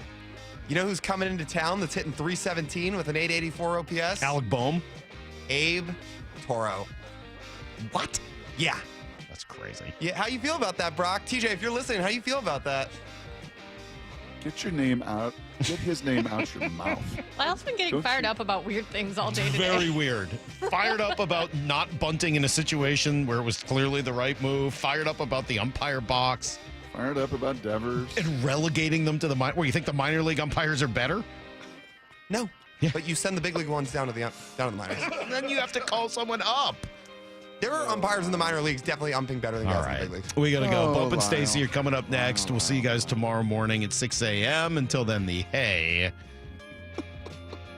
is in the barn. See you, everybody. What a Monday. Get to the chopper!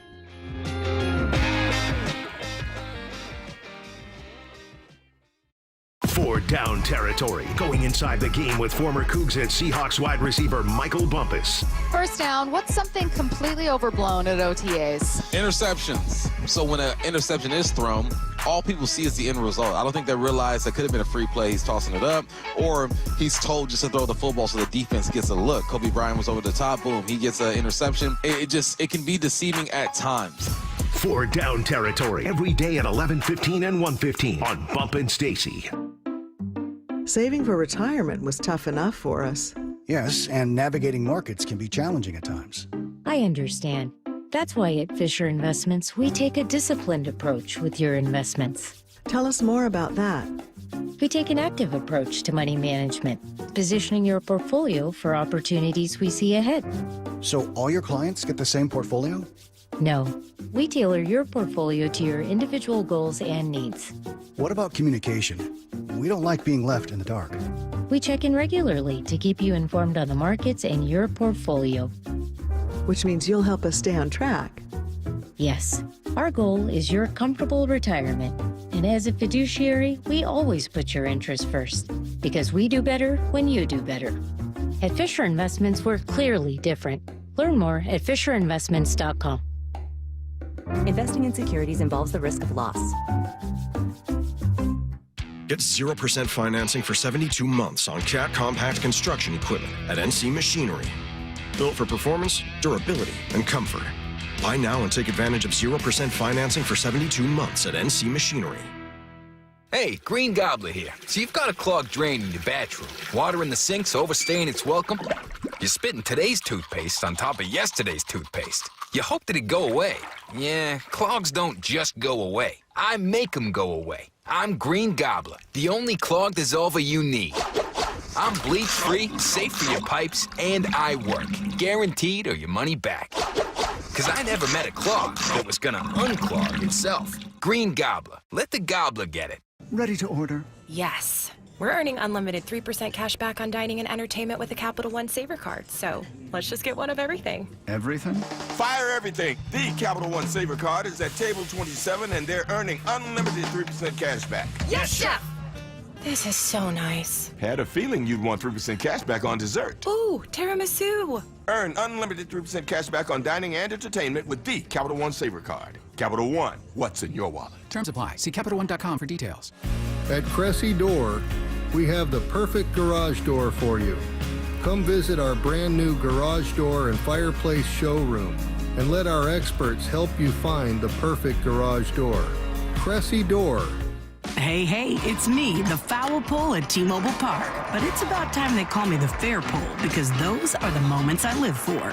When Cal's up to the plate, I'm always on high alert. The big number with a 2-run blast. And then there's Randy Arozarena, launching missiles into the stands, flipping his bat so high it practically reaches my eye level. Blasted back, Randy Arozarena strikes again. And J-Rod, heck, when he connects, he makes the whole building shake. And it's gone. Goodbye, baseball. Julio Rodriguez. So come on down and take a seat beside me. You might even go home with a souvenir. Mariners baseball, Tridents up. Don't miss this week's showdown at T-Mobile Park between the Mariners and Red Sox. The boys from Beantown are visiting for a 3-game set tonight and tomorrow night at 6:40 and Wednesday afternoon at 1:10. Catch Cal Raleigh and the crew as they take on the Red Sox in this marquee matchup. Lock in your seats now at mariners.com/tickets. If you want that summer body you've always dreamed of, then this message is for you, ladies, and you men too. Get rid of extra stubborn fat and address areas of loose skin around the waistline, chin, and under the upper arms with ProSculpt, the new one-day instant permanent fat removal and skin tightening treatment. Maybe you've tried the lasers, fat freezing methods, even those new pills, but without the desired results. ProSculpt is different. It's minimally invasive, performed while fully awake, gentle, yet powerful. Designed to target the waistline, chin, neck, arms, and thighs, ProSculpt uses FDA-cleared plasma technology to deliver immediate, permanent fat-reducing and skin-tightening results, all in just one visit. If you want that summer body this summer, then you must act now. Go to ProSculpt.com today to schedule your free consultation. Get $250 off. For instant, permanent fat reduction and skin tightening, visit ProSculpt.com. Washington is leading the way in car theft reduction. Car thefts dropped by 32% from 2023 to 2024 in our state, but there's still work to be done. Help keep your car safe with these simple and important tips. Don't leave your car running unattended. Park in well-lit areas. Lock up every time. Keep valuables out of sight. Use an anti-theft device like a steering wheel lock. Prevent the theft and keep you and your vehicle safe. These tips are brought to you by the Washington Auto Theft Prevention Authority. Let's go! This is Seattle Sports. Streaming through the Seattle Sports app. KIRO AM Seattle. KIRO FM HD2 Tacoma. Home of the Seahawks, Mariners, and everything Seattle sports. Seattle Sports Snapshot. The Boston Red Sox shook up MLB yesterday with a blockbuster trade, sending all-star Rafael Devers to the San Francisco Giants. Devers is leading Boston in home runs and walks. Boston is coming off a hot streak. Uh-oh, Ian, that included a sweep of the Yankees. Ian, a series this Devers homer in his final AB with Boston. We're going to talk more about this coming up at 10:30 elsewhere in baseball. Shohei Ohtani returns to the mound. He'll be on a low pitch count. This will be tomorrow against the Padres. ESPN's Alden Gonzalez said Ohtani's only expected to pitch through 1 or 2 innings. Snapshot, brought to you by Miller Lite. When it's game time, it's Miller time.